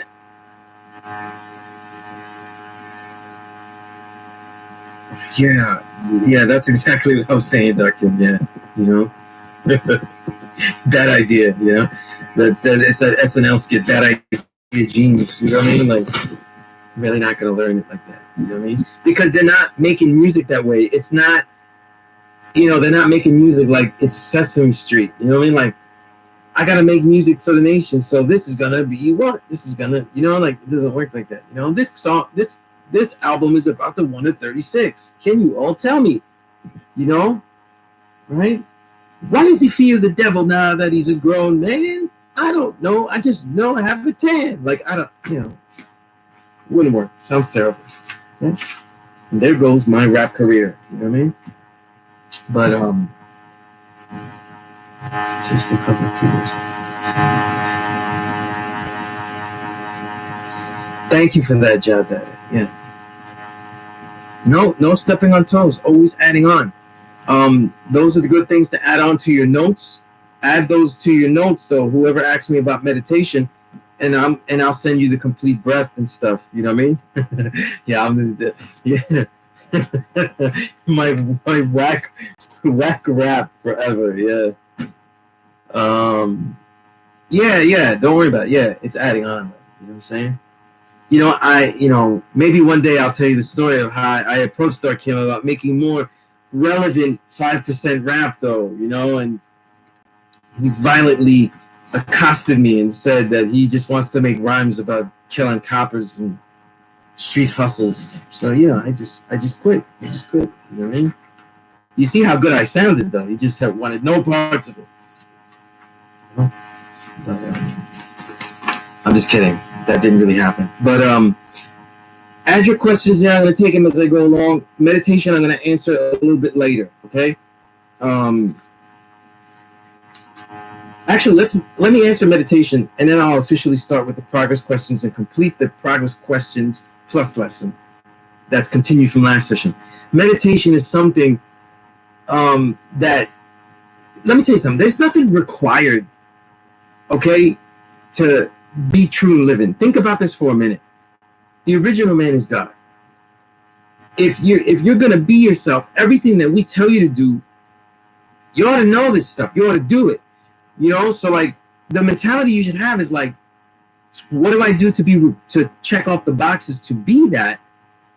I have to fast. I have to not eat pork. I have to do these things. These are things that you should be doing. You have to understand that the things that we're learning to make us get into this line of warriorship is stuff that is so low on the totem pole of levels of achievement that should remind you how low our level of building has been in having lost the knowledge of ourselves. That, you know, we shouldn't think about what's essential, what's required, and stuff like that. And that's why I continue to add on. So I didn't go like when I was introduced to martial arts by the gods. I wasn't like, well, is that required by the gods, like to be God? You know what I mean? I was like, yo, how can I learn? And then so I engaged in it. Have this mentality. You know, it's the mentality that you have. You know what I'm saying? Right? Now, we'd be in trouble, though, if it was actually required that you rap. You know? Because then it would be a real problem. But on to the progress. Okay. Around 2004, I made the Peace Course progress questions for the dedicated student. I made 10 questions to ask yourself about how you are progressing. This is because I never want people in the classroom to be wasting their time. I'd rather have you productive away from my class than in my class being useless. And, you know, you're not using the classroom properly. You rhetorically, not you individually, no one here. If this is how you get the battery in your back, and then you're useless the rest of the week. You know what I mean? From Thursday to Thursday, you should have achieved certain things. You know what I mean? And from Thursday to Thursday, you should also have particular specific things that you did not achieve that you set out to do, and that should be pissing you off and ready to start again with more fire. This is what I'm talking about. You know what I'm saying? You know, and Rafael Tomas Statura, there's nothing wrong with music and hip hop pointing you to the nation. It's the same thing with myself, okay? I'm from Sunset Park, Brooklyn, though. There wasn't any Boricuas I knew in the streets that were going the black man's God, okay? This is something, as a journalist, I was hearing and I was learning more, and that compounded with me, you know, in being a good journalist, trying to learn everything about what the lyrics were saying, and then being interested, and then realizing that it had something to do with me, and then being simultaneously learning about where my parents were from, Puerto Rico, and becoming radicalized to that history. It all just became a perfect storm, right? So there's nothing wrong with using the music or learning from the music, you know what I mean? But it is not a primary reference, and it is not a source. It could be a reference for you to gain more insight and questions, but it is not a source material. Okay, all right. No matter how dope it was, you cannot quote RZA's verse from Impossible or RZA's 12 Jewels verse, which, by the way, Dark Kim produced. You know, I just said that there just to plug them in, as a verified build. You know what I mean? Even though it has a lot of insights that are really, you know, truthful and correct. You know what I mean? You can't just use that as source material. You know what I mean?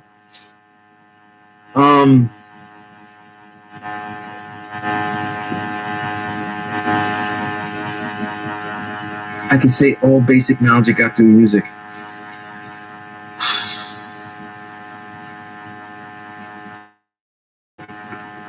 All basic knowledge. You're intriguing me with this. For the people that know me and know what I've done, there's very few people that have music collections that rival mine. Okay, maybe people like Questlove and others. You know what I mean? But I've heard music. I've been collecting music intensely, to put it mildly, since for over 25 years.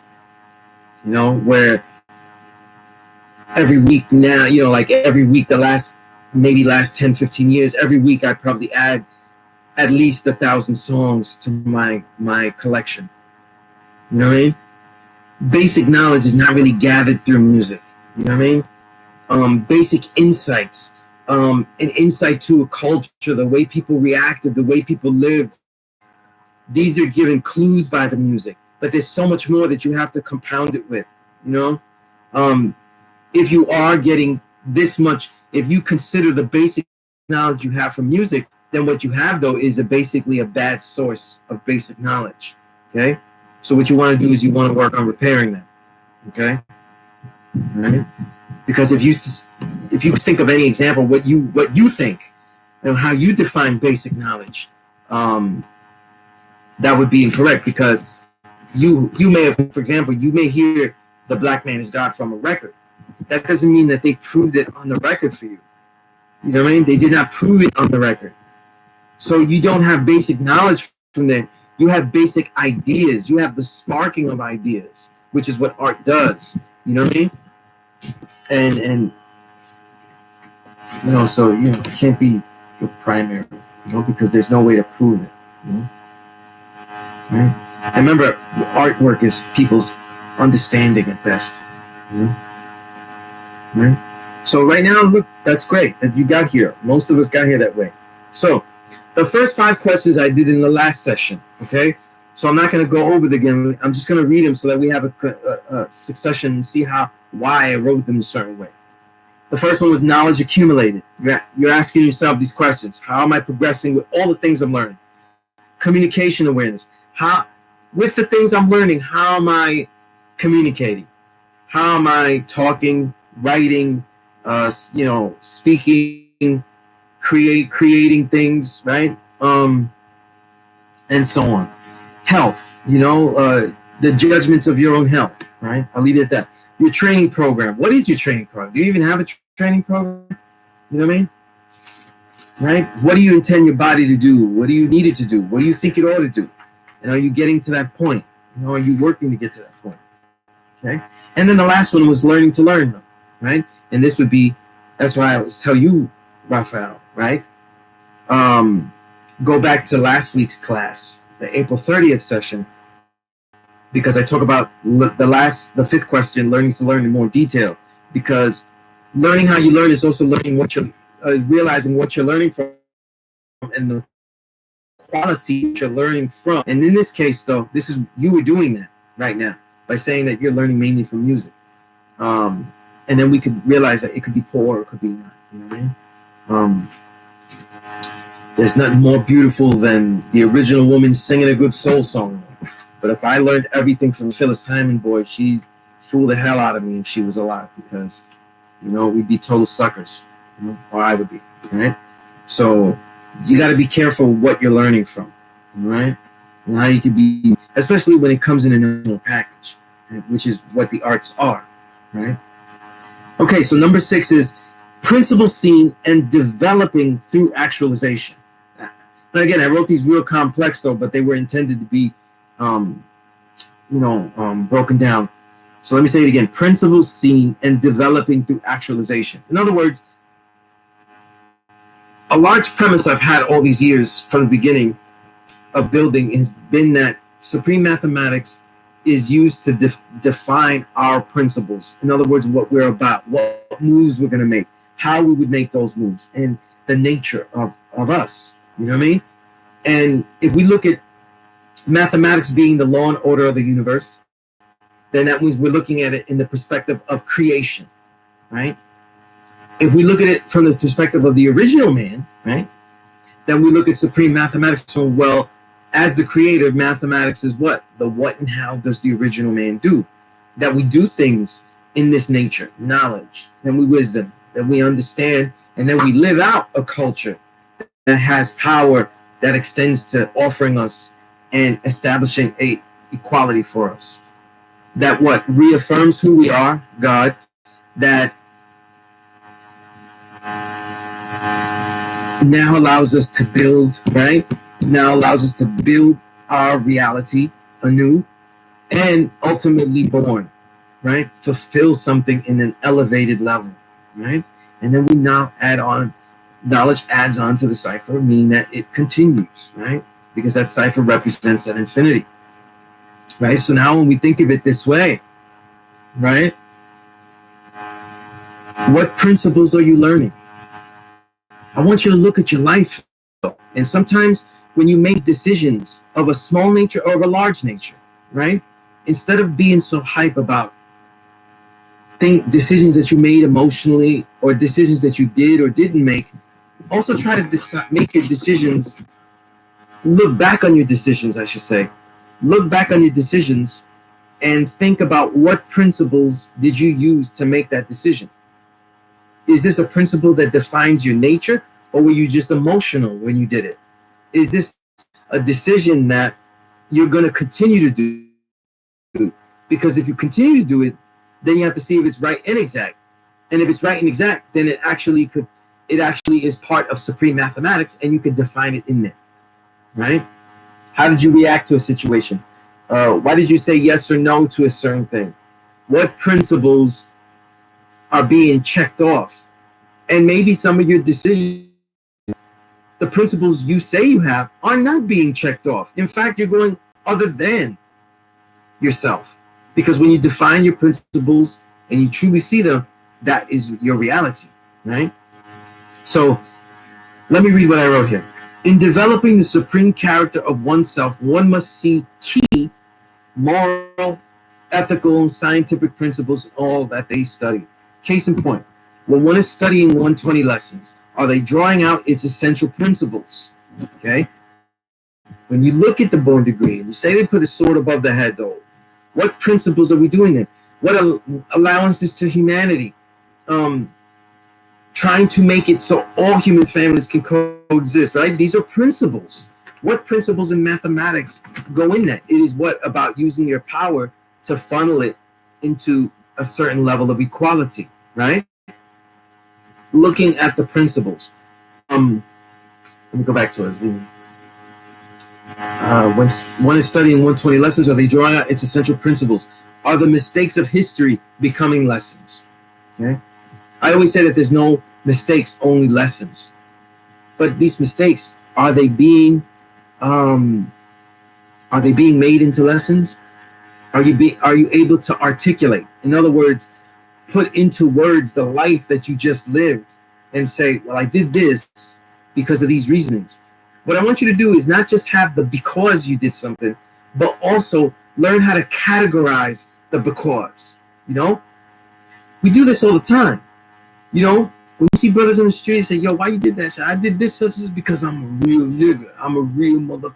I don't take no, you know what I'm saying? People are defining themselves, but with negative principles, negative character, negative stereotyping. So I want you to look at what you're doing and actually define yourself by these kind of, what are the principles? And then as the assignment gets a little bit more difficult for yourself, it's when you take it to mathematics. So what degrees in the mathematics so are what those principles are made of. You know what I mean? One of the most simplest is, right, wisdom knowledge, right? When I was at a certain magazine, they wanted me to publish an article, and they said that we just need you to publish it because you write it a certain way. And they said, don't worry, we'll take we'll back you up. And I said, but just show me where what I'm writing here is actually true, because it sounds like hearsay. It doesn't sound, I don't know what's true, and the proof of it is not going to be in this article. And they said, no, but we got you. That's what they said. We got you. We just put it in there. I already had knowledge of self. So that went against wisdom knowledge. As a journalist, now the ethos of a journalist I've now defined mathematically from whence I began, and I didn't have knowledge of self. Now I could define the principles, and immediately I was no good. This is no good, because it would be wisdom knowledge for me to do it. If you have that source, if you have that information that makes these statements true for this article, then you put it under your name. See? What they wanted to do was basically have me write slander and have me ruin my career, okay, and my integrity, right? As someone who wrote something, and they could say that I had the source and I didn't give up the source, but I had it, right? So I wasn't going to put my name on anything. And I said, that's wisdom knowledge. I didn't tell them that's wisdom knowledge, because they wouldn't know what I was talking about. They didn't need to know what I was talking about. You know what I mean? And I didn't do it. You know what I'm saying? I didn't do it. Yeah. You love my impression of the brother on the street? Yeah. I'm here all week. I'm here all week. But more impressions to come, though, right? Are you able? Next class, I'll do Spanish Harlem for you. Spanish Harlem boarding course, right? Are you able to? All right. So another question: are you able to put history and its vast archaeological, anthropological, scientific discovery and realized truth of the original man? That means your research on father of civilization, right? Into a context of today's world, experiences, and purpose. Okay, this is what we're talking about. Well, you asked me about the knowledge degree, like all this history. So what? We're original people, though. Like, what does it mean, though? Right? It means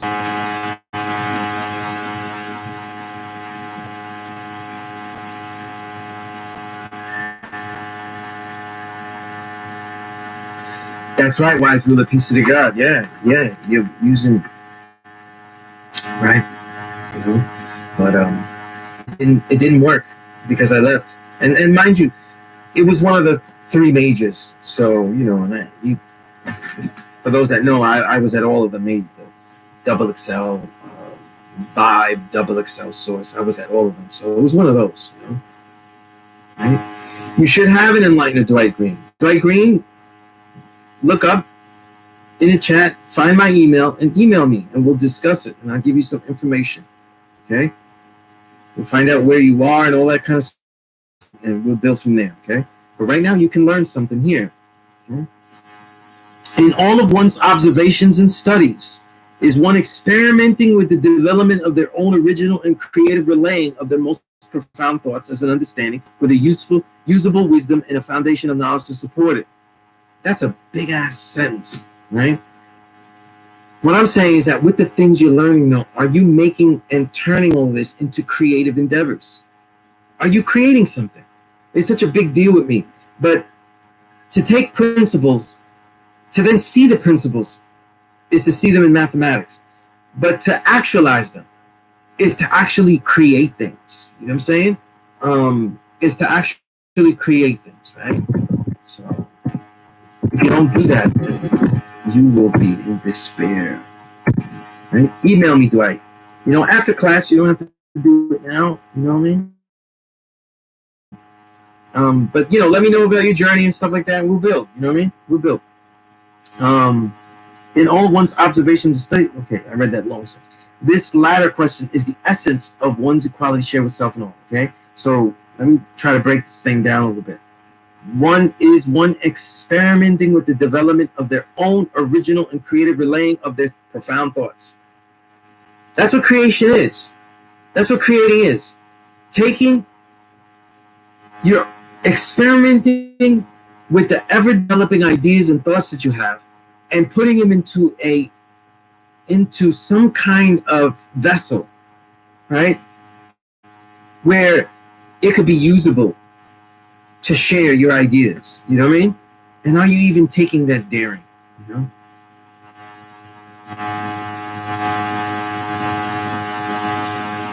Absolutely. Memorization is just exercise like anything else.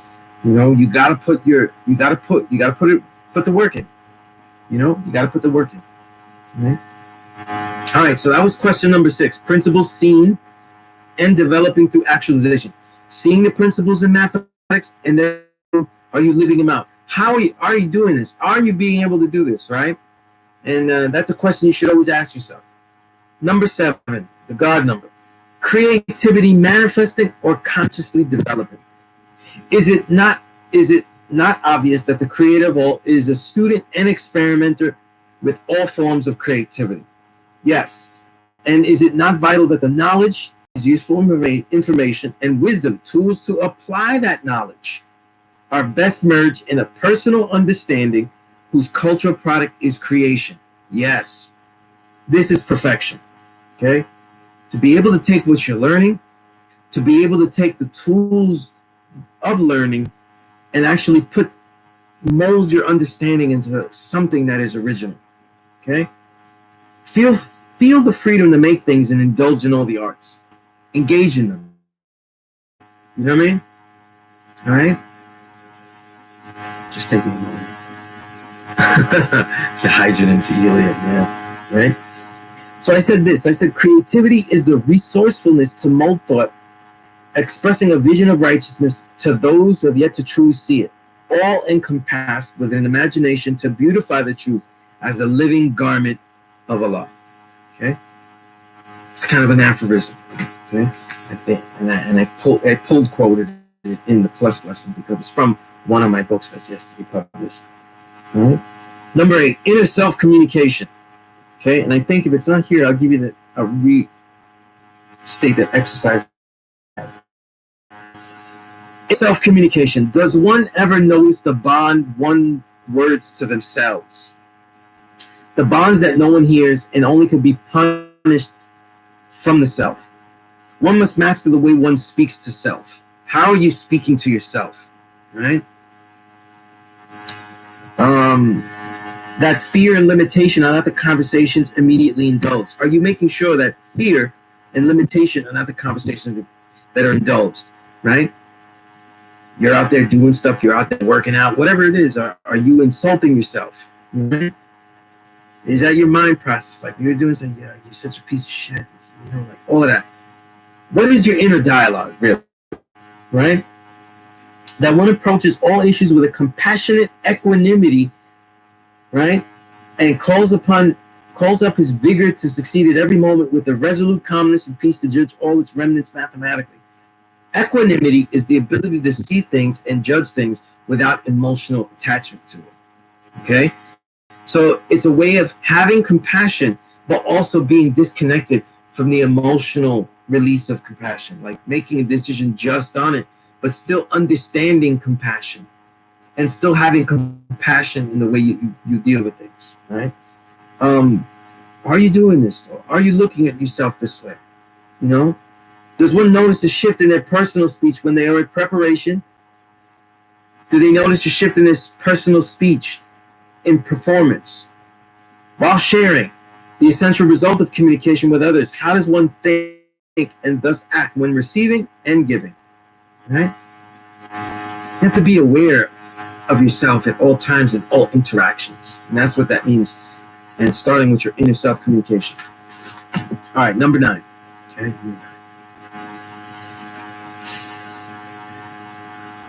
Let me see what we have here.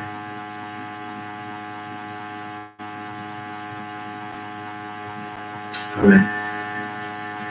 Number 9. Are the places, people, and things encountered, used and lived, elevating by your presence? This is the born question, right?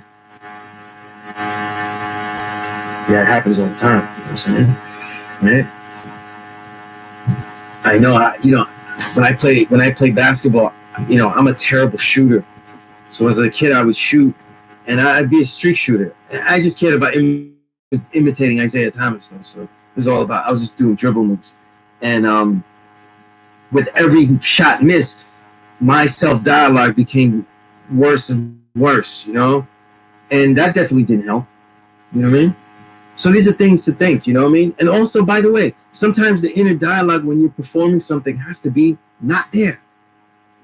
Sometimes to get into that zone, you just have to be in it, okay? You have to be so focused that all you care about is what you're doing at that moment, So sometimes there shouldn't be this inner dialogue, Sometimes there's too much inner dialogue. Now, number 9 question. Are the places, people, and things encountered, used, and lived elevating by your presence? In other words, are you elevating by your own presence though? Like around are you developing like simple things? Are you getting better at the things that you're doing? Do you have concrete realities to born? Are they on course to fruition? Have they realized themselves? How should they prosper? Has the knowledge you've gained led to a better understanding, right? And a worse culture? Because this happens. Some people get an understanding of things and their culture becomes worse because they're not really applying it. Okay? So what have you born? What has been the things that have been made? Right? How do you honestly see your presence, your essence, and your character? Right? This is also a question that go into when you develop your name. Right? It does not matter what others perceive, for that is reflected in their actions and the betterment seen around you. Right? So are people getting better around you? Are people building around you? What's the impact of you? You know what I mean? These are things that you can somewhat gauge, and sometimes you can't. Sometimes you don't always know. It's not always necessary, but you can certainly do it immediately for yourself, right? And mind you, this is a foundational plus lesson I have. That's why I made the B.A.T, the Build Awareness Square, and I made it more simple because this one is so heavy.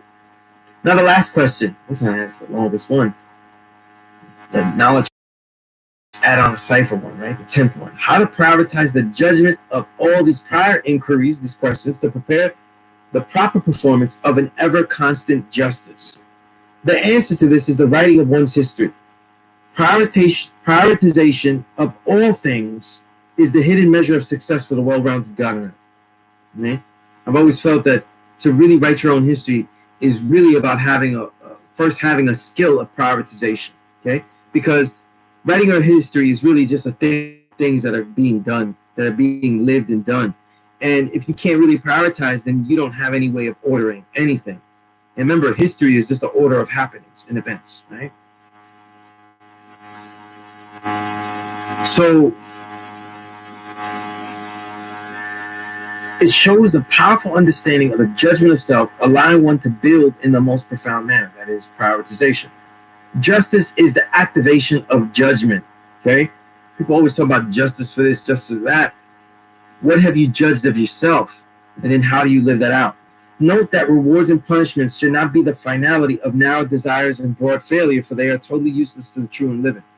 In other words, if that's the only way that you can thrive, right, with everything, if everything becomes just a life of rewards for things done and punishments for things that aren't being done, then you just become basically an animal in a cage yourself. You know what I mean? We should not seek rewards for our greatness. We should not seek rewards, for our greatness need only be beneficial to others, though it may not be felt. Consequently, no punishment is as severe than in knowing that the self suffered through a corrupted bond, dragging a lax manner. Basically, I said that the greatest punishment, though, is you realizing that you're a piece of crap. You've done nothing. Yeah? I don't know. For me, that's the greatest punishment of all things. With the greatest judgment applied to self, it is then justice served as a precise preparation and an unwavering performance. Okay? So I have some bullet points here. Okay? To make this more easier for you to do, right? Make one's judgment become as concrete as the justice intended.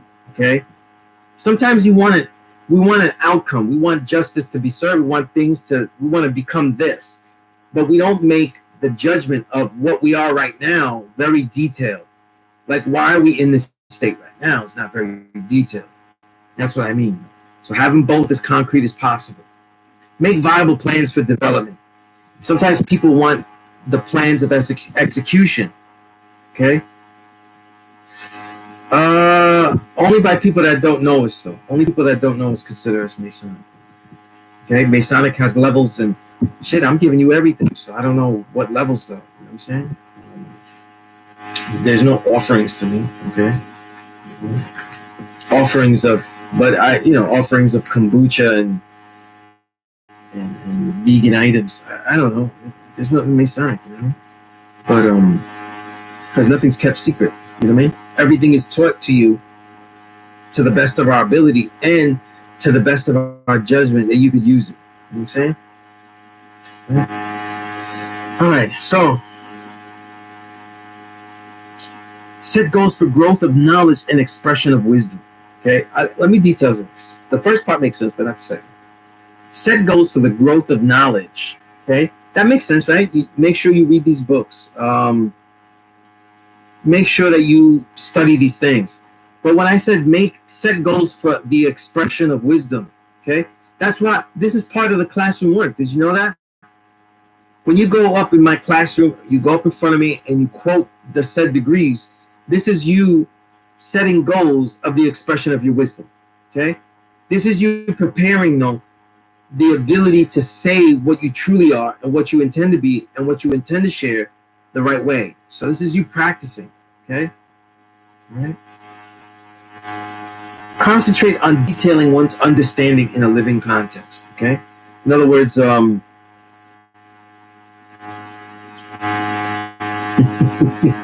Yeah, Dark Kim, it's puzzling the shit out of me too. You know what I'm saying? I'm giving them the keys to the car, and they're like, you know, it's got gasoline in it and everything. All I gotta do is drive the shit, you know. It's gonna be Sonic, but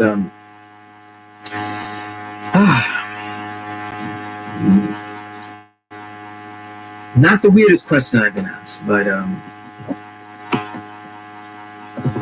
okay, let's be sure that the word coming and that you wanted to use is this. Okay, let's get our spelling right though, or let's return it into a soft form question.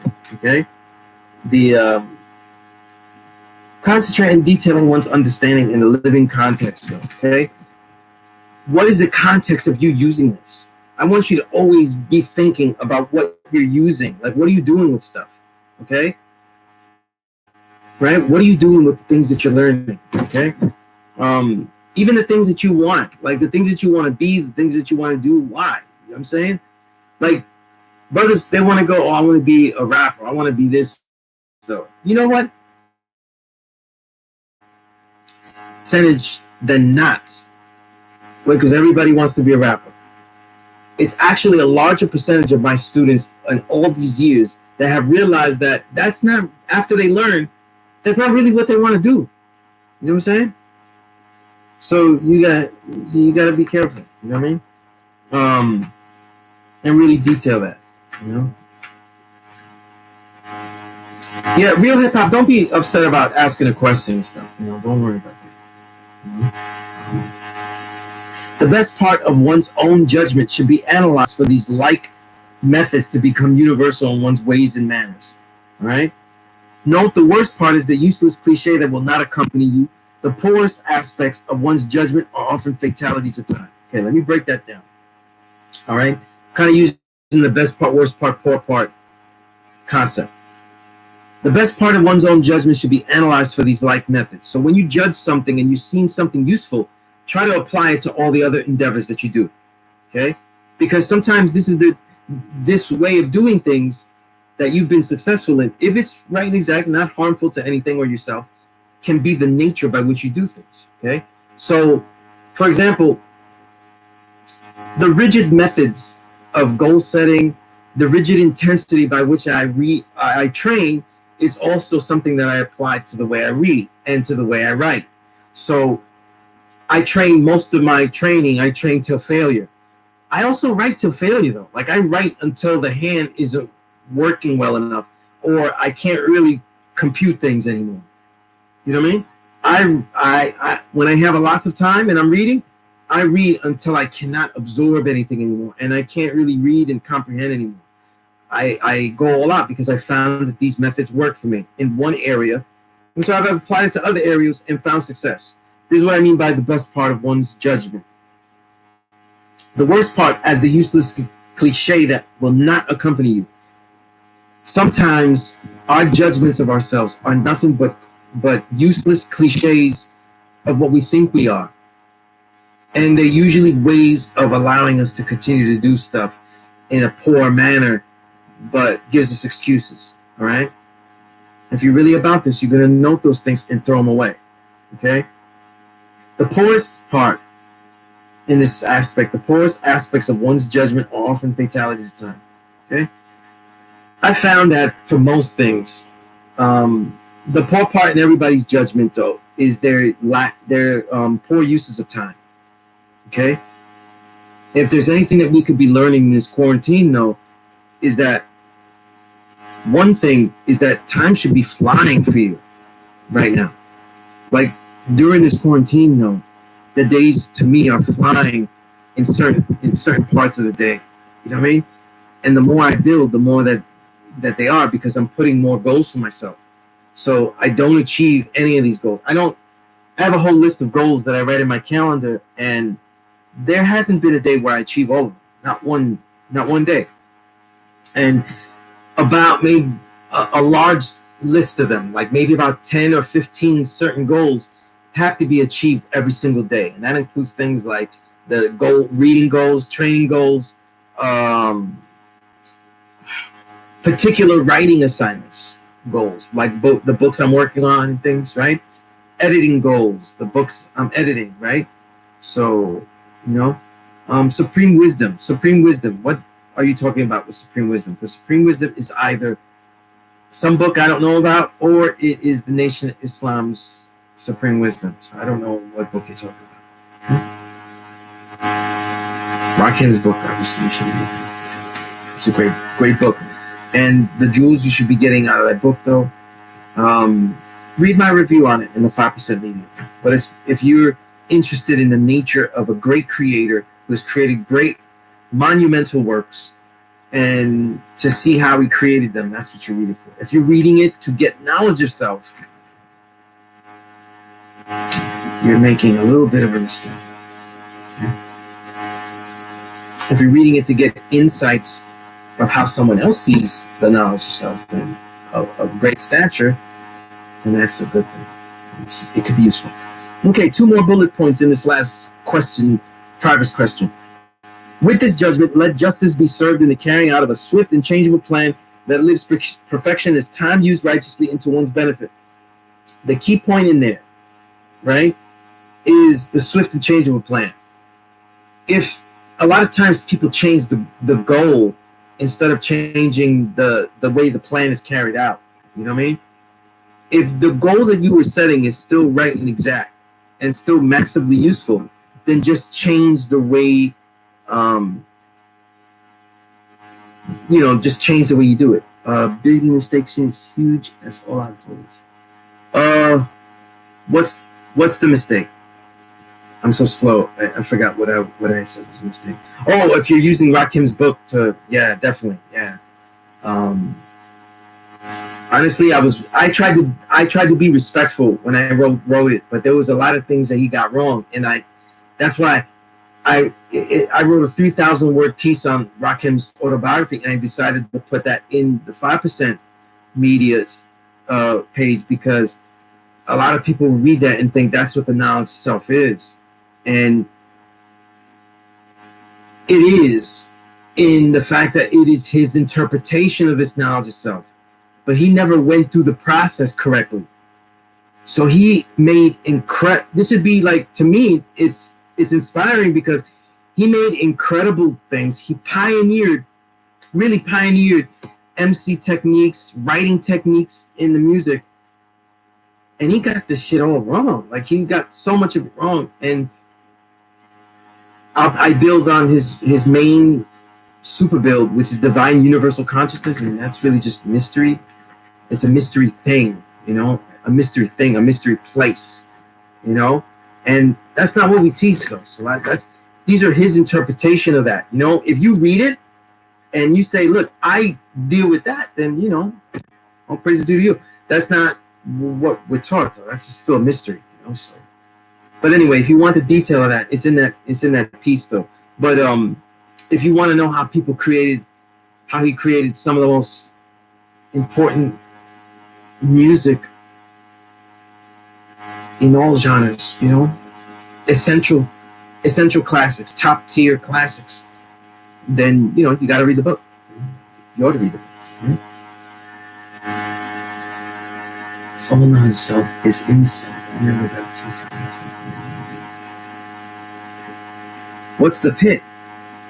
Okay. Oh, in Europe. Yeah. Right. Well, yeah, that would be the case, right? All knowledge of self is not always in the self. All knowledge of self is the self. Okay? You don't know shit about knowledge of self. You don't know that the original man is God or why. So it's not in you yet. You know what I'm saying?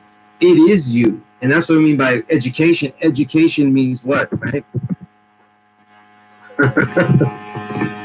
Just take me off my square with that one.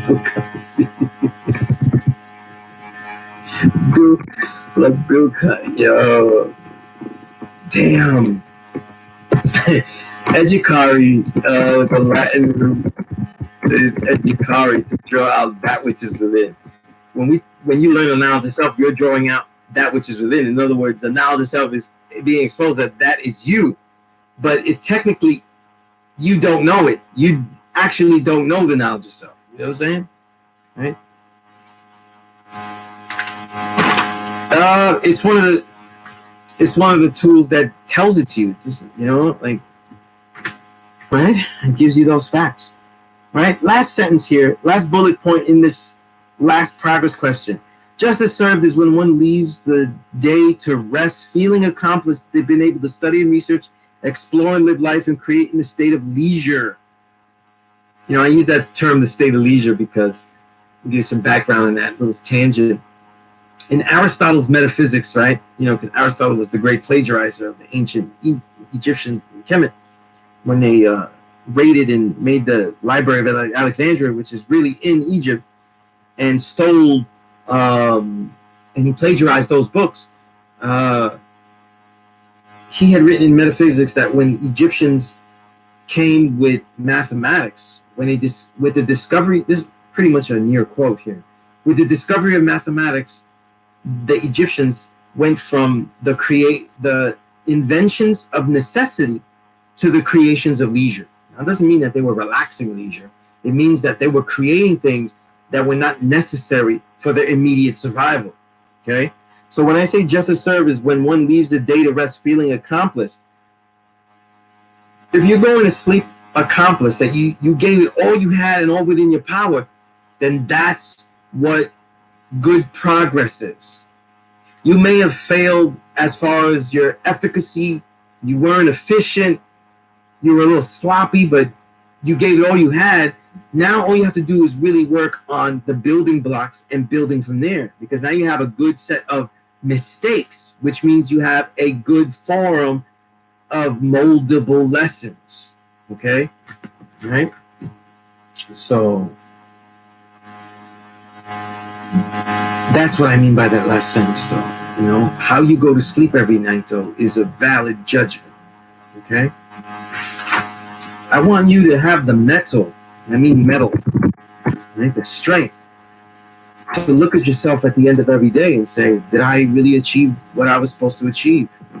Did I accomplish that? That's why I like you having a journal. Not just to see, because many of you, trust me, many of you will have the skill sets to be a great writer, but you haven't tried it yet. A lot of the most important books, though, are books that are written by people that are not really writers. You know what I'm saying?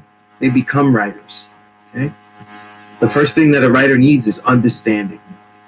The first thing all people that communicate, though, need understanding. Something unique to share that is useful. And once they're able to express it, then they have the capacity to take any form, which includes writing. Okay? And that's why I like in history, the best MCs, right, the best artists, they've always had the ability to be useful to the listening audience, right?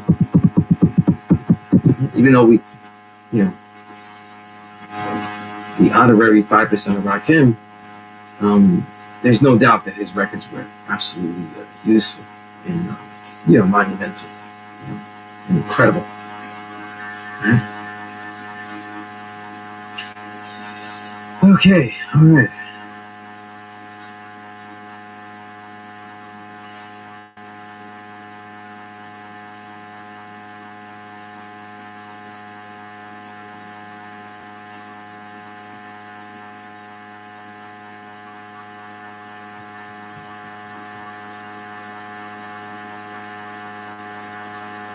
All right. Any other questions before I go on? I know I gave you a lot of stuff. It was very heavy.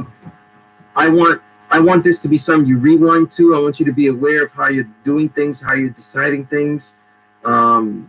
Yes, peace, state of the art, art of state, state of art, art of state. I am still here. There is no dead air. I finished the progress questions.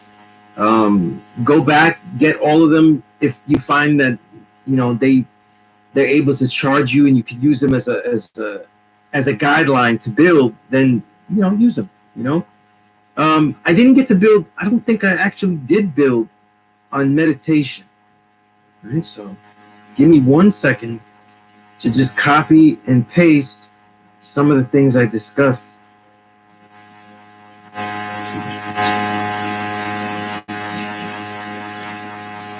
Okay, meditation, right? First off, meditation isn't, we wouldn't say it was necessary. But I was talking before about what is necessary, and I think that everything should be necessary that is useful. So if you have that mentality, right? Everything that is just useful and righteous, that means that it promotes a development.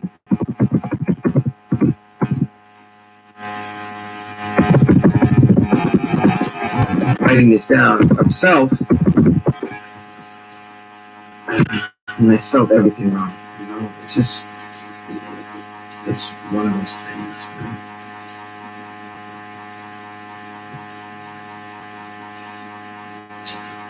Yeah, I'm trying to be. No, it's just my laptop, Dark Him. It's just trash right now because it does everything incredible except this. You know, so I've got to fix something with this. Hook it up with something different. You know, for the next class and stuff like that. Because every other class session, I sound more like a bad West Coast album. You know what I mean? I'm sounding like you know.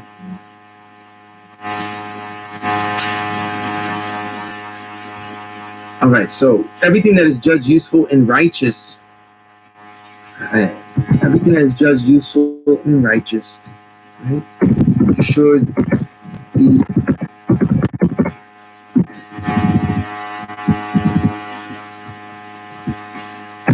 all right.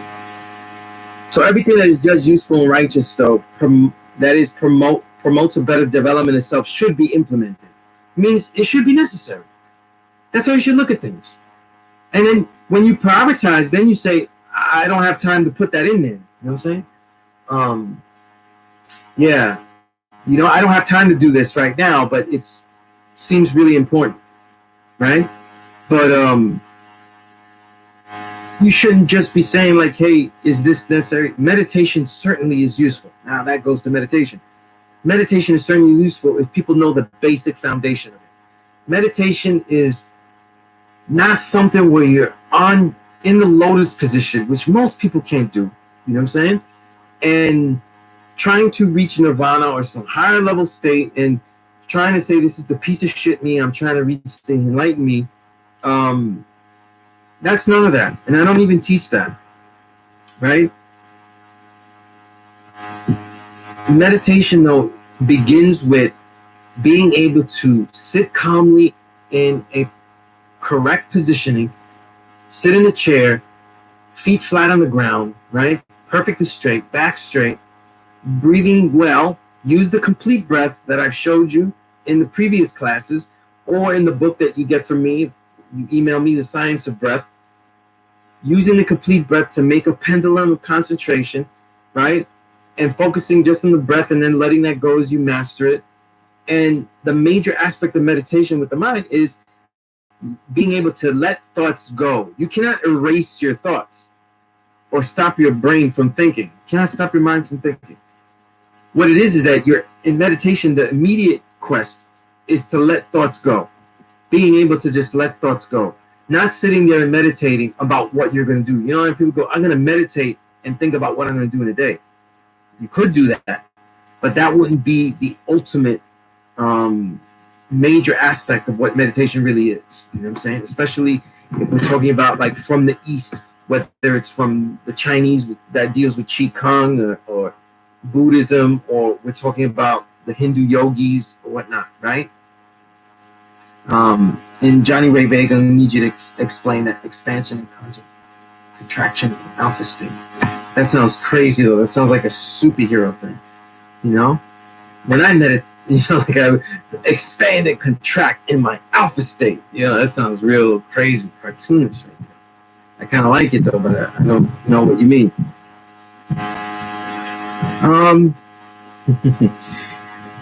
Peace, God. You're always asking. Okay. Well, what do you mean by alpha state? What would be the alpha state? Okay, because you're bringing new terminology that I've never heard in my studies of yogic breathing or even Qigong. You know, so that's why I asked you, just to make it clear for everyone how you're using the word, even if it's your own wording. You know. Okay, that's fine. Yeah, you know, because you don't also want to be thinking about breathing the whole time. The key is to just let everything go. Okay? Right? Everything go, you know?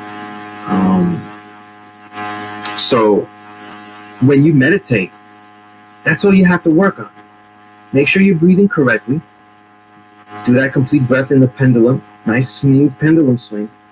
But what you're doing is all the thoughts that come to you, practice letting them go. Do not start thinking and overthinking and thinking inside of those thoughts and letting them compound. Okay?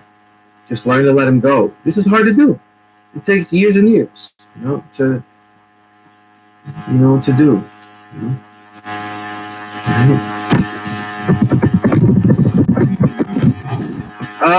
As far as is there a rich, righteous teacher, there are teachers that could become rich, though. But poor, righteous teacher, the way I see it, is based on the willingness to sacrifice to teach the truth.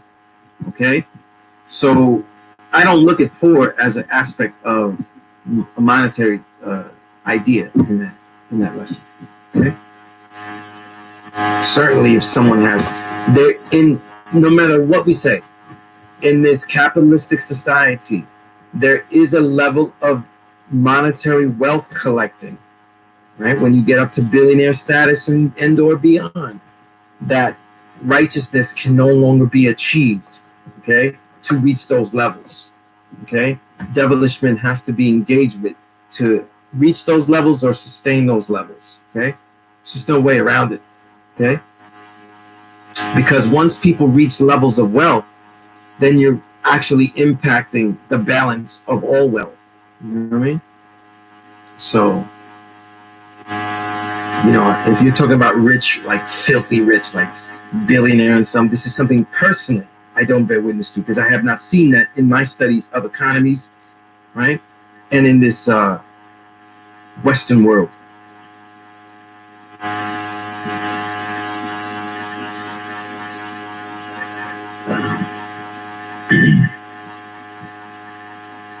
Well, look, everything can be done.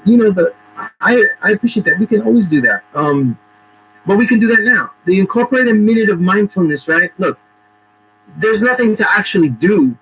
The mindfulness, though, is you taking something that is very important to you and detailing it in yourself. So I always like the works of Thich Nhat Hanh, right? I'm going to spell this all wrong, so I should just see if I find this. Do a search because I'm going to butcher up this spelling. Yeah, really great. I did not butcher it. Yeah, so Thich Nhat Hanh, right, he's a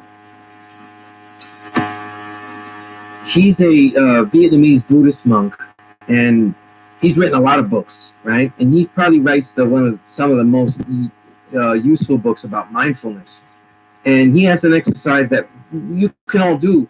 And these are things that you can do solitary. They would be more useful to be done by yourself, We don't really have to coach you to this because one of his exercises is like mindfulness. It's about being aware of something. So he has things like mindful walking. So that's really pretty much out the door here with this quarantine, though, because you can't really just focus on you. But when you're eating your next meal, right? The practice of mindfulness, though, is just slowing things down, though, and being engaged with each part of it. Be engaged with each taste of each morsel of food, the different taste structures. Acknowledge them. Try to detail them in your mind. See if you have the right wording in them. Take time to actually eat them and take longer to eat them. You know what I mean? And this is what would be mindfulness. If you train in the martial arts, though, when we train in the martial arts, we often start to do our moves, especially us that trained under the banner I was under Bobby Whitaker. We did our 180 moves and we do them slow. We practice the creativity of these 180 moves in Biang Xing metamorphosis by going real slow. And as we practice them, we're actually being mindful of the nature of the way our limbs move, the nature by which how we direct things. You know what I'm saying?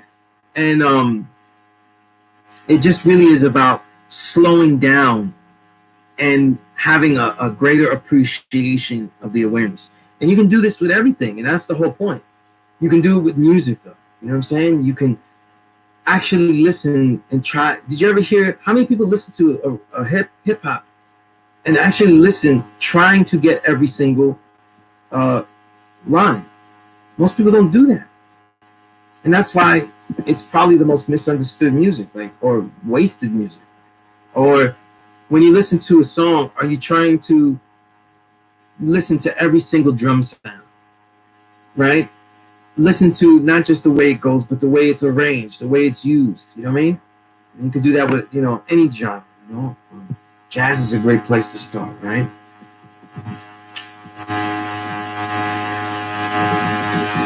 Okay. Okay.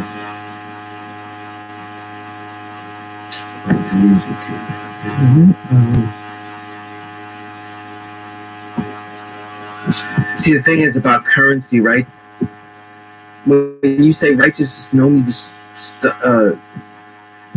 stuck the currencies, or that's not real, get no value. I guess what you mean is like just keeping it. Capitalism, the capitalism is that you hold the capital.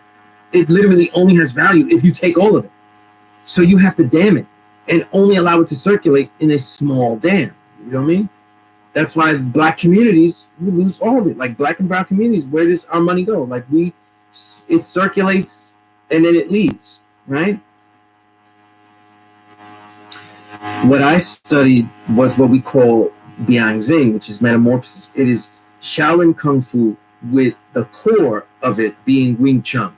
Okay, so the core of it is Wing Chun. So think of a baseball, and that Wing Chun is the core of it. That baseball core inside, that hard core inside the baseball, beneath the threading and beneath the leather, you know, and all of the animal styles, all of the other aspects, the Qi Kung, all of that become things that enwrap around it. But the core is the Wing Chun. Right?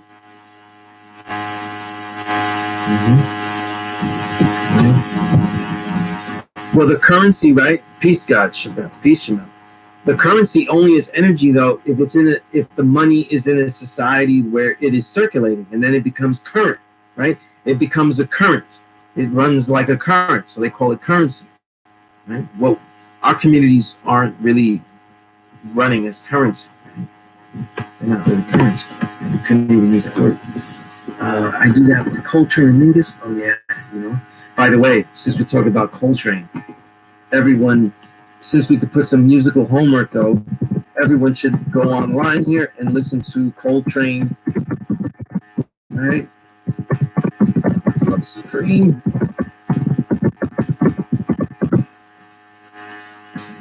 It's like, I don't know what's going on.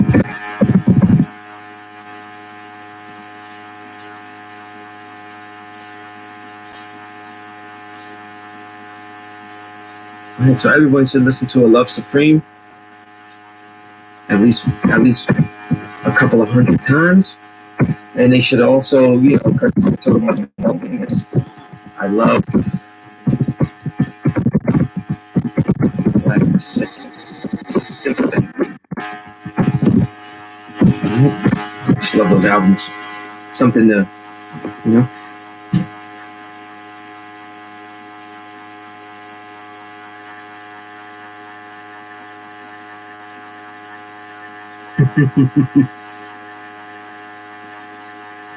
That's it. Of course, yeah. I'm a Miles Davis fiend, though. That's what got me into jazz. Was what kind of blue is necessary. You know, absolutely necessary. I think that all of us, though, if we want to be educated, if we want to be people that are cultured, though, I think everyone. This is me. Everybody has. I think everybody should have a copy, or have their own digital, whatever it is. Have their own copy of kind of blue in their collection. You know? And then hopefully once you begin there, you go to Coltrane and everybody else. Mantak Chia. Yes, of course. I have a lot of his books. Iron Shirt Qi Kung. I have that book as well. Mantak Chia, start with the more basic books. Okay. I don't have the Mantak Chia books in front of me because I don't have my flash drive, but he has some basic books to start with. If you don't have any Mantak Chia books and you're just asking, just email me. So I can I can send you some to begin with. I think if you're studying Qi Kong and the inner breath work and stuff, I think the best books to begin with though are from Dr. Yang Zhuang Ming. Okay, those are the best ones to start with. Yeah. You can never get tired of listening kind of book. Blue and Green is probably my favorite. Is my favorite song of all time of anything. And it's the song I've listened to most of my life.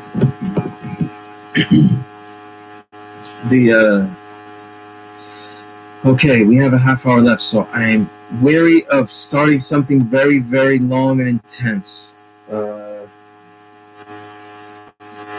What we can do, though, is start some of the aspects of the living foods protocol. So let's begin to do some of the living foods protocol.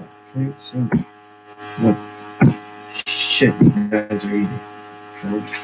How many people are confident with the things that they're eating daily? In this quarantine, and we gotta shop all crazy and stuff. Are people buying the right things? Or are you guys just buying, filling up the house with canned goods and boxes of junk?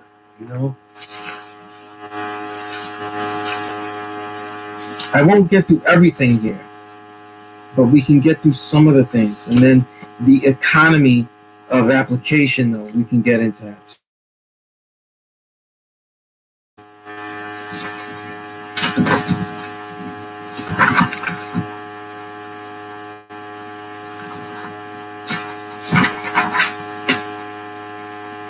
Let's see.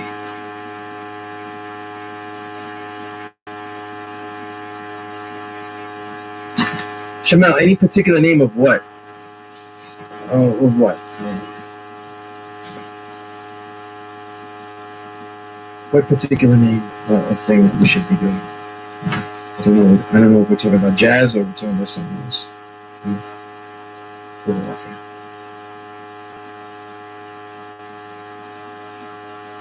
Oh, the Book of Inner Breath. No, you start with the Science of Breath. And then if you're getting into Qigong and stuff, I mentioned Dr. Yang Zhuang Ming first, and then Mantak Chia.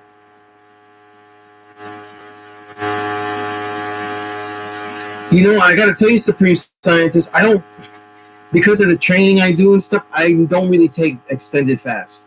You know what I mean? I really don't. What I do is, if I do fast, because I never want to break my training, most of my fasting is done in like clips of 36-hour fast. I'll do a 36-hour fast, and if and then that'll be it. And then I'll just do it more, weekly, if I feel I need to detox or stuff. Right? That's Peace. Those are good books. Okay.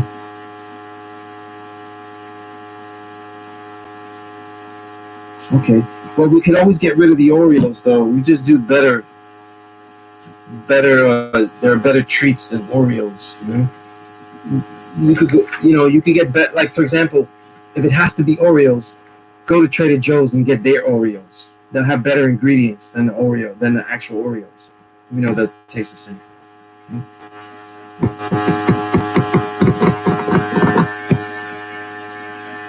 Well, Reiki isn't really a diet, right? It's a method of healing. Okay. Right?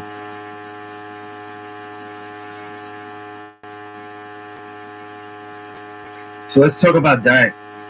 Wheat gluten is a detox. I've never heard people use wheat gluten as a detox. Probably people want to detox from wheat gluten, as opposed to gluten just being the protein of wheat. Right, so technically, the word is to say wheat gluten is redundant, in many sense, because it's usually referring to wheat. Okay.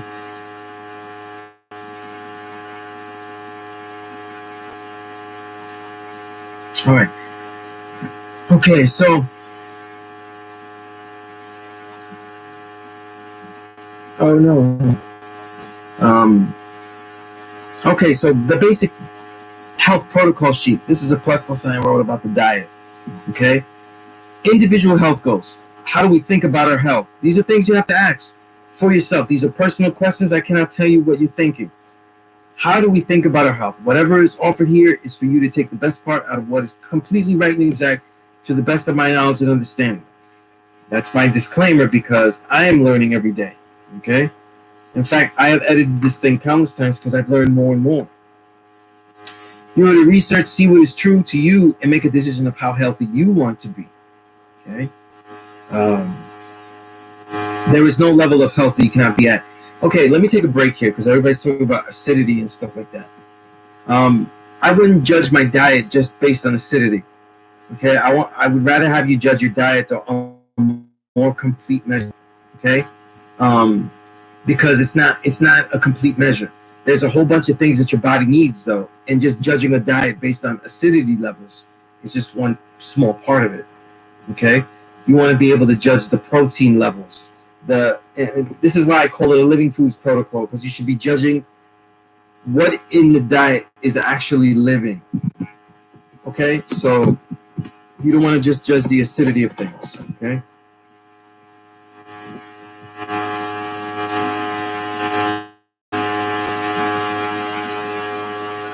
That comment you wrote, detox is sank. I just can't get out of that search drama. I don't know what you just said there. It was really crazy. It's a really crazy comment. Let me even just try to figure it out.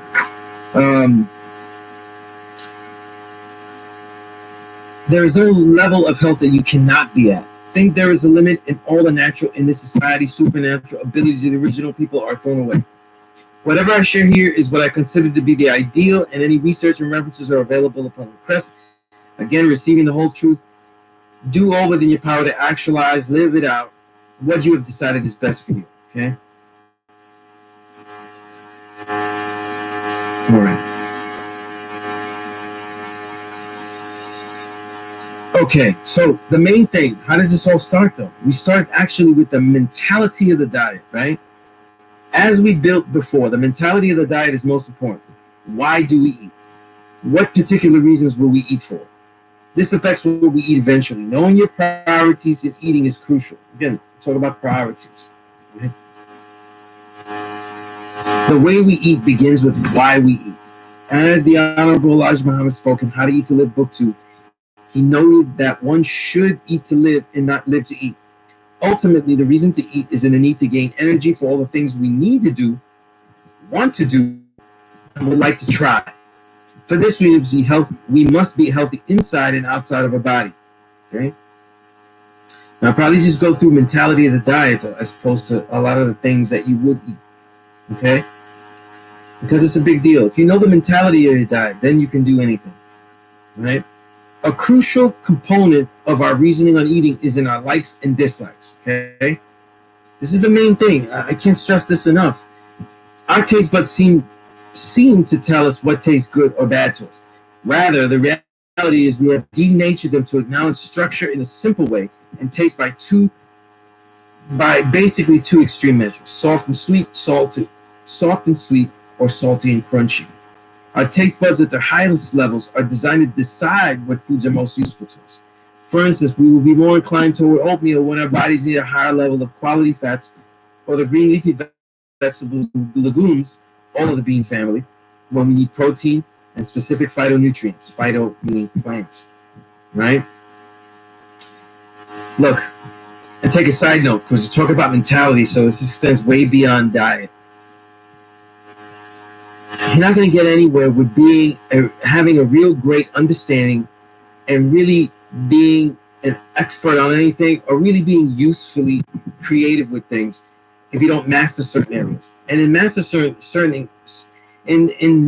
certain areas, you have to master your likes and dislikes. Okay, if we're talking about music, right, and we talk about jazz, me and the guy was going through the jazz albums, right?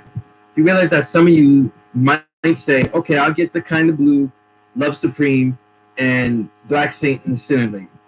Black Saint and the Sinner Lady is a very fast, up-tempo record. You may not like it at all. You know what I mean? You may hear Thelonious Monk and not like it at all. But if you temper your likes and dislikes and understand that it's actually your palate that is not developed enough to understand certain things, then you take note and say, listen, what is it that I'm not getting? Why is this not appealing to me? And then try to get the understanding of it. And that takes time. The same thing happens with food. You may not like the taste of things, but they may be good for you and useful to you. Okay, so you have to basically be able to temper yourself and realize that it goes beyond your likes and dislikes. Okay, right? A lot of people take something that has very, very little health quality, and we magnify that health quality within us just because we like the way it tastes. Okay, this is a bad idea. So mastering your likes and dislikes is essential in all things.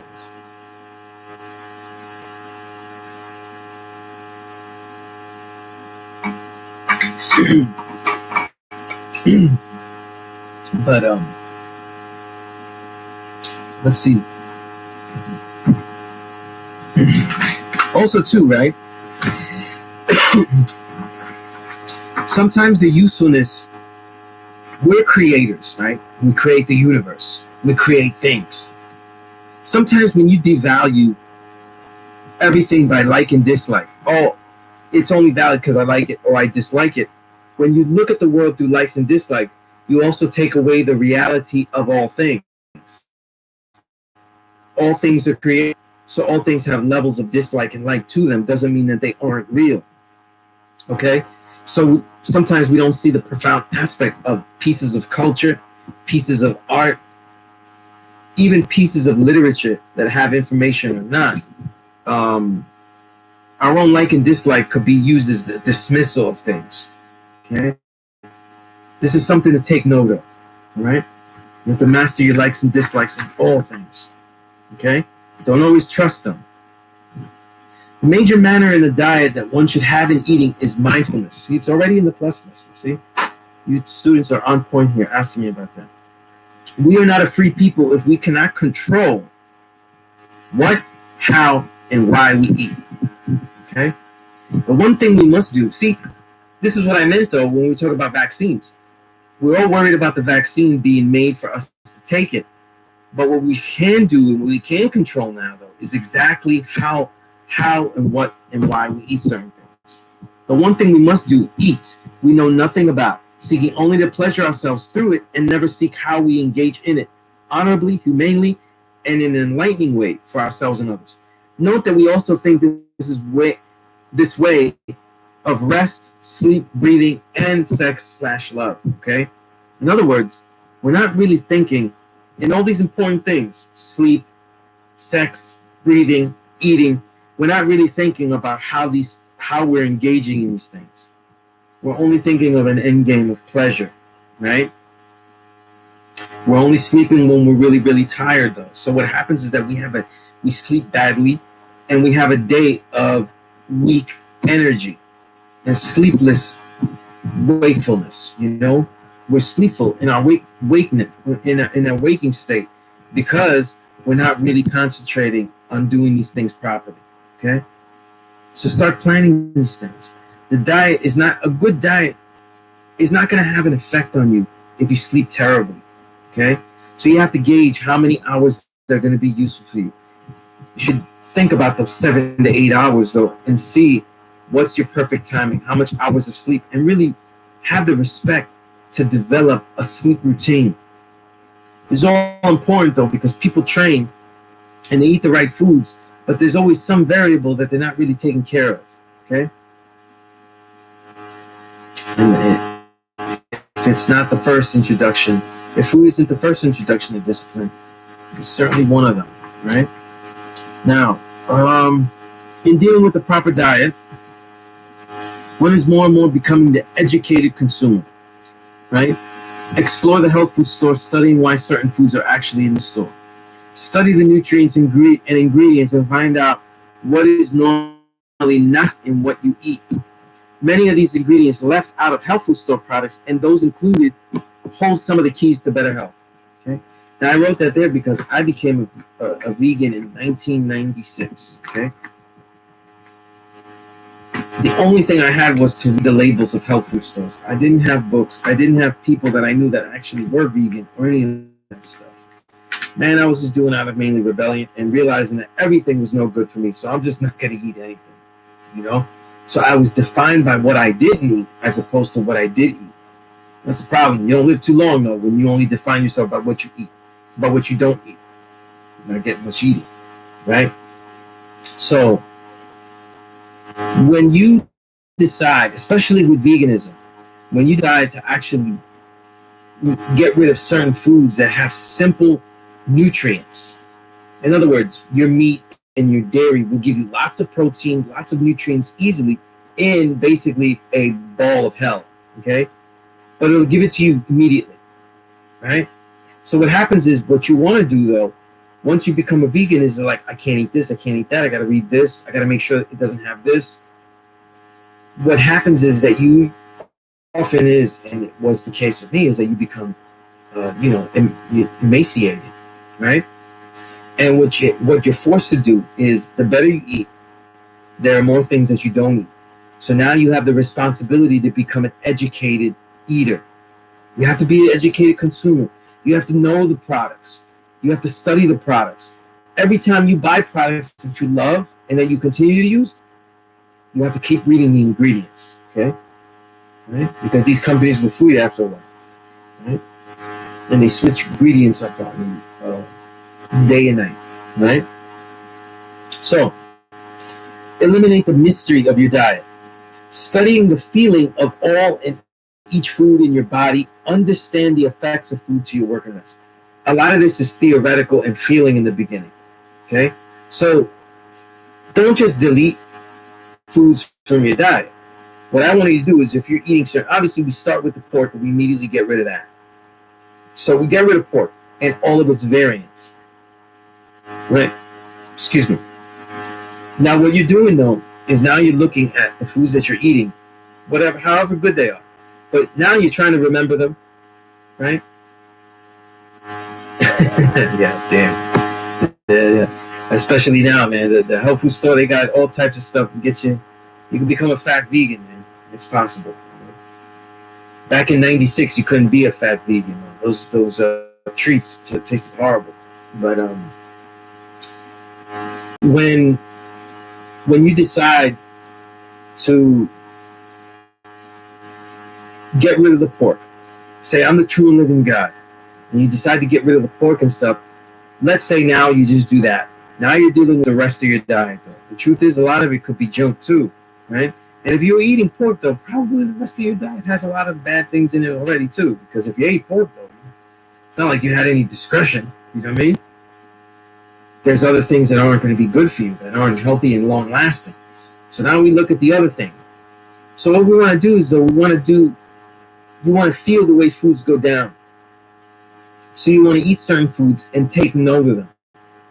And sometimes you can't take note of them if you don't do activities. So this should be coupled with the activities that you're doing, building as a true living.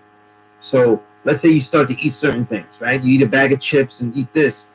Then now judge yourself based on the activities of righteousness that now you're doing. How well am I reading? Am I reading at a good clip and stuff? You know, and don't have a low standard, right? You just gave up certain foods that are bad and added new foods. And definitely, Gregory, I'm going to email you that. I remember the email you sent me. Okay, definitely going to email it to you. Okay, and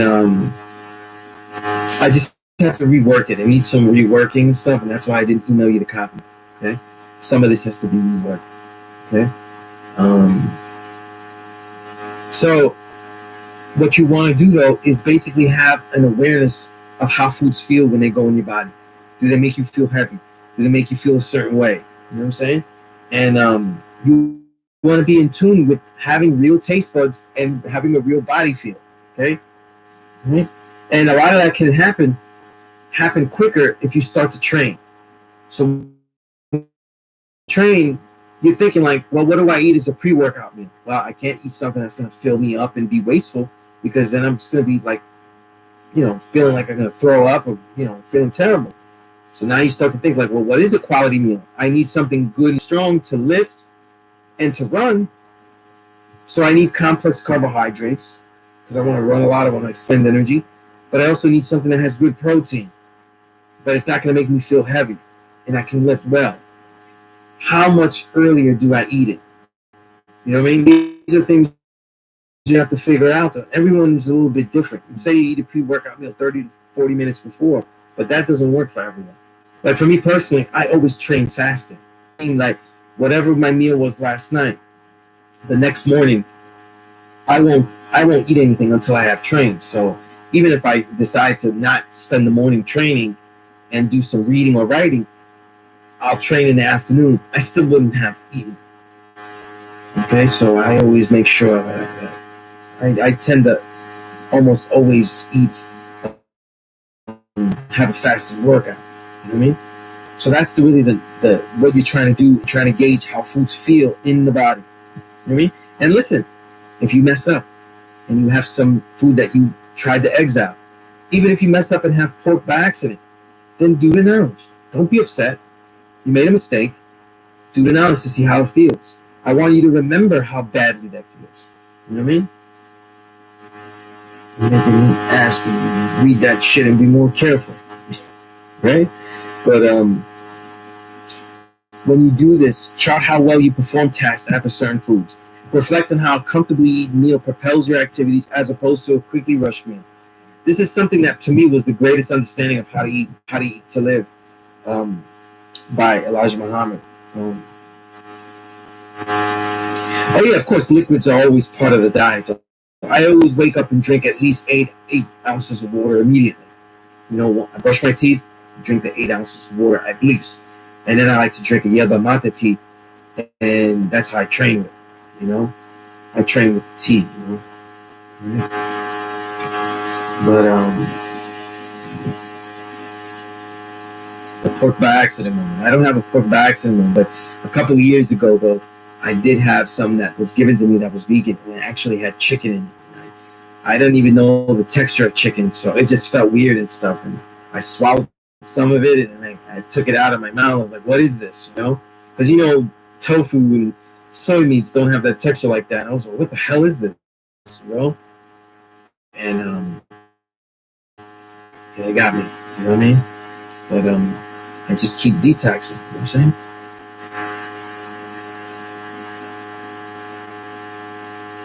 That's right. That's right. You know what I mean? Yep.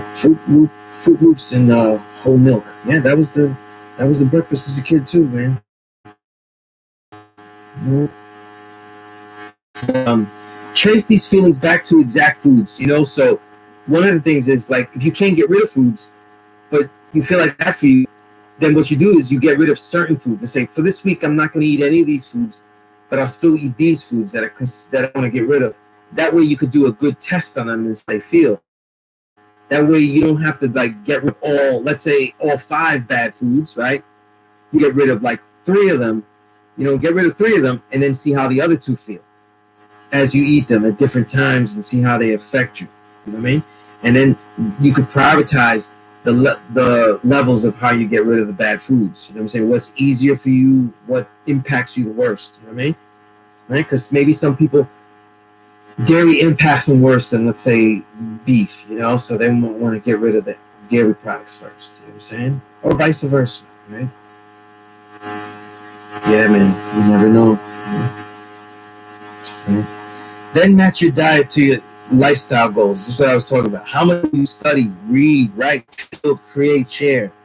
And as you can tell, though, that becomes the build awareness square plus lesson that I wrote. Prepare a diet that is the perfect energy fueling for the proper culture. When you're in doubt and want to eat some crap, think about like, yo, what do I intend to do? I want to eat that, but I intend to do what? Most of us will go, I'm going to eat it anyway. I'm going to eat it this night, Sometimes it's best, though, to really do that thing where you eat as best as you can and then have like a cheat meal of some sort. And then look, the cheat meal, like a treat or something like that, go to the health food store and buy that. You know what I mean? Do yourself a service and get like a quality cheat meal. Even if you're going to buy yourself some chips or pretzels or some ice cream, go get it at the health food store. Get it with whole ingredients that are going to be best ingredients for you. Sure, we'll have a whole bunch of sugar and have a whole bunch of salt, but at least you could intoxicate yourself with chips with Himalayan sea salt, as opposed to, you know, some bag of Wise potato chips, you know. All right. So we got 5 minutes left to the class. I knew that talking about the mentality that was going to take up this much time. I'm going to leave it there. I'm not going to go into foods. I'm going to work on extracting this and making sure it is useful for now, like if it has things that I should add or not. And then I'll send that out to the people that email me, including you, Gregory. And it should be good. This looks pretty good. Yeah, not too bad. All right, so unless there are any questions, we have about 4 minutes left here, 4 or 5 minutes left. You know, if anybody has a question about anything, the homework. Listen, the homework is make a list of criteria of what Allah, the true living God, must have to be such. Right? He must have. His reality must be expressed in the mathematics of the universe. Biochemistry. He must have all the elements of the universe. He must, all creation and thought must start, all things must be created from his mind, though, right? See, I'm giving you sciences, biochemistry, quantum mechanics, all of these things, right? Make a criteria. Criteria has he has to fly through walls and stuff. Or why doesn't he fly through walls? Why isn't that a criteria? You know what I mean? All of these things to debunk or to use, right? Make a list of all these things. You know what I'm saying? Hey, listen, we were talking, if you want the probiotics and stuff like that, you know, start with it. It's a much healthier way than yogurt. Yogurts, even the vegan yogurts, it's just a pack full of sugar. You know, so while you help yourself with the probiotics in the yogurt, you're also adding up all types of sugars that actually end up being fats in the body. So it's more of a treat to me, more of a healthy treat than actually a daily thing you should eat. You know, and if it's cow's milk yogurt, I mean, it's just trash to me.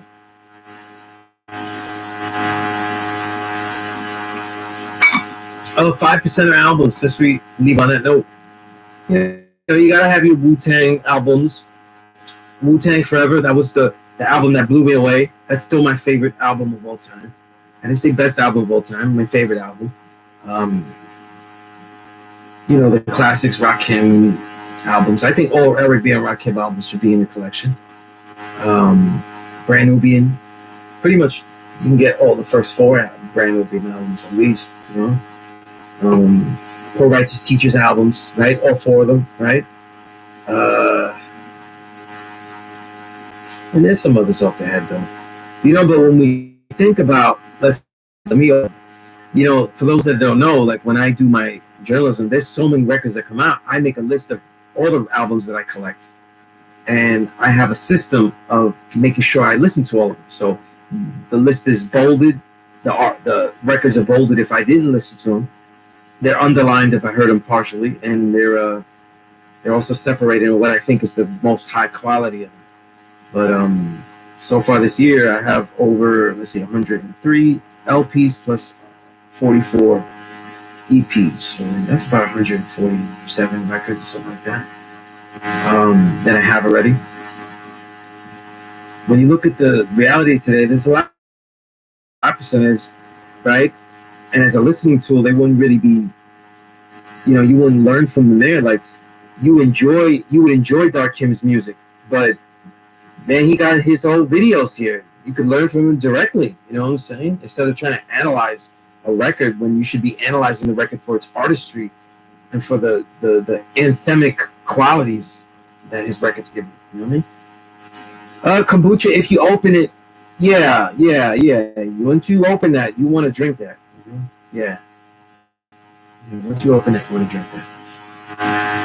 Now, if you're making your own kombucha, then there's other rules with the SCOBY.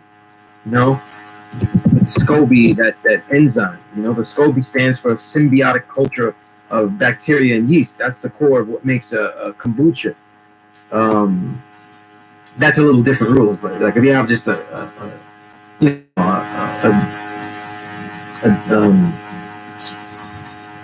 one bottle of kombucha, that's different. So, you know, once you eat it, you want to drink it. once you open it, you want to drink it in a day or two. You don't refrigerate it and shit. You know? Dark chocolate is a good, healthy alternative. You know what I mean? Good for you.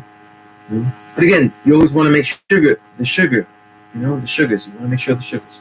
That'll slow you down with a lot of stuff. You know what I mean? Okay.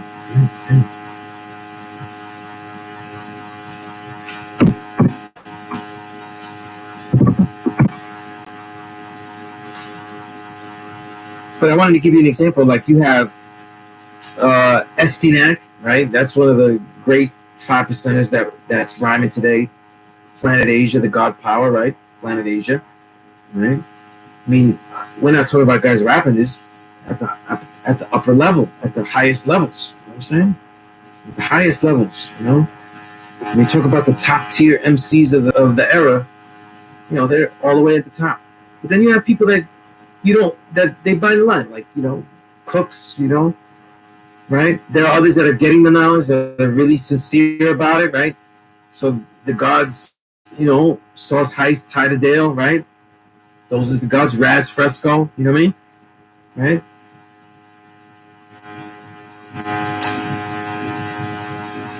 A lot of brothers that have the knowledge, but not necessarily always teaching it exactly, or they're just influenced, right?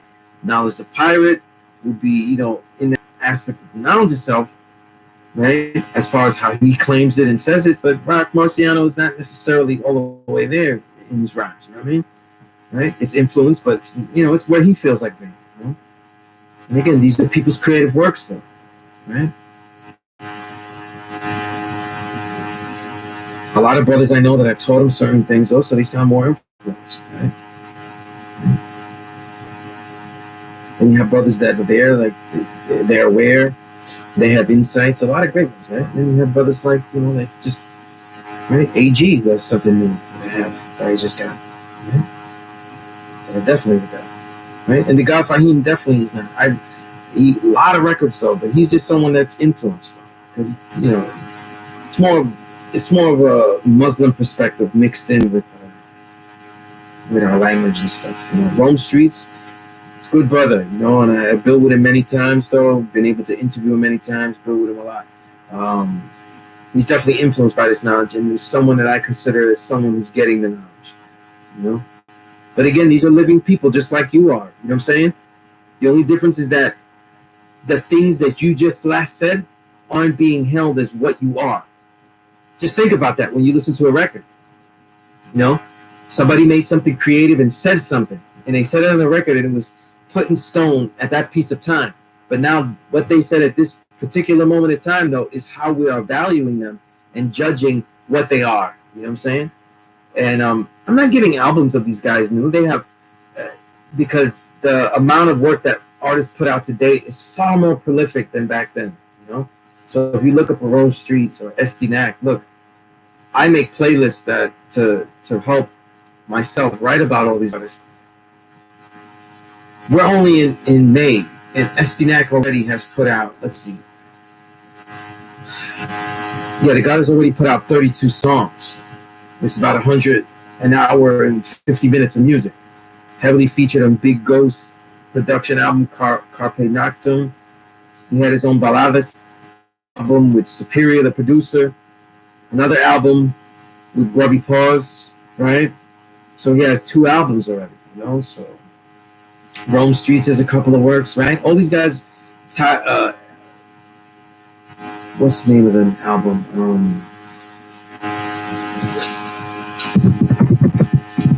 New album from Sauce Heist, United Veil, the Gods. Their album is called, which is definitely a work that is definitely a 5% album.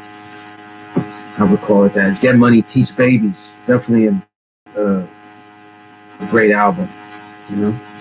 Short piece, 23 minutes, but definitely worth it. You know, it's a bonus. I'll throw that in there, so you guys can listen to it. You know? Absolutely, God.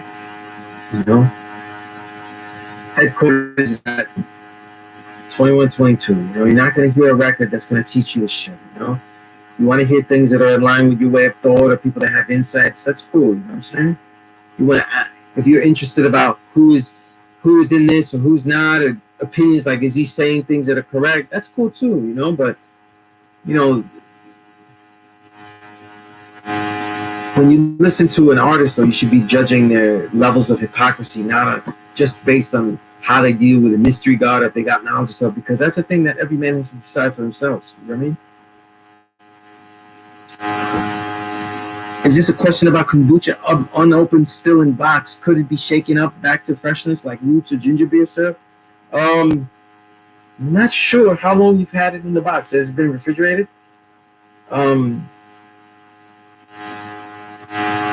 That I'm not really sure. No, I can't say. You know?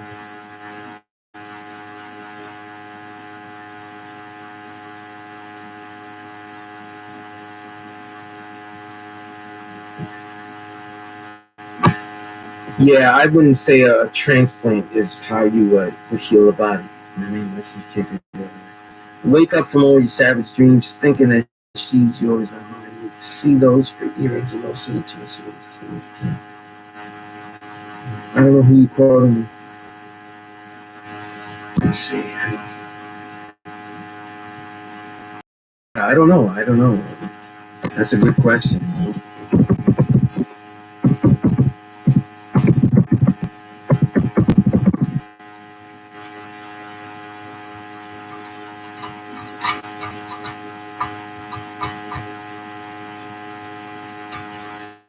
You know, I know though it may not expire because it's a living enzyme like that, but it probably won't taste that good. Probably lose its quality.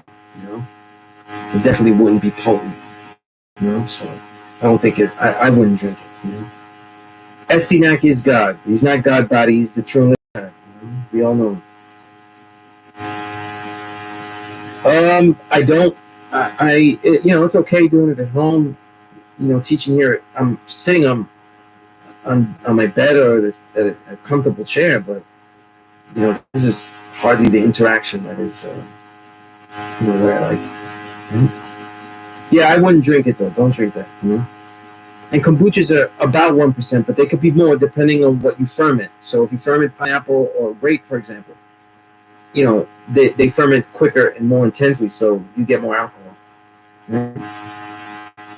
Yeah, it depends on the kombucha. The thing is, though, is that it just won't taste that good. Okay? It won't taste good. But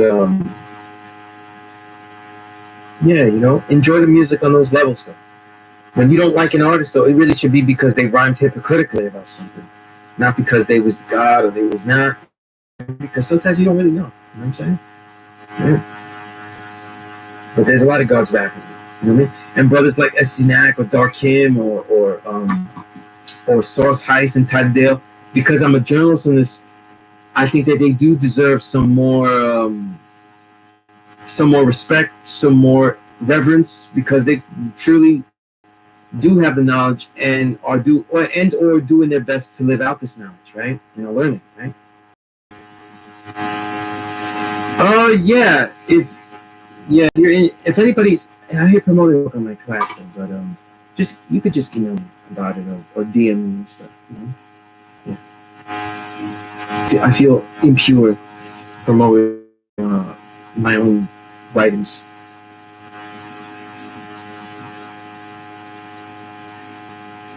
I don't want to feel like Umar over here. You know what I'm saying? I don't want to pull a Umar and start talking about my shit. You know? Make me feel gross. And I have to scrub myself. You know? Take away the 10% stench from myself. You know? But yeah, if that's all. By the way, listen.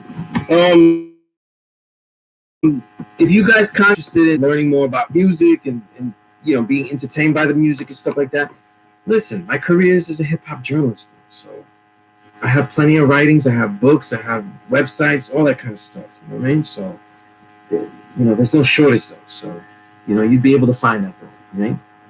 Hip hop is a lot like being vegan though. You know, if you like real hip hop, you've got to be a consumer and be educated about it, right? Or else you'll just be eating pork-filled Drake and other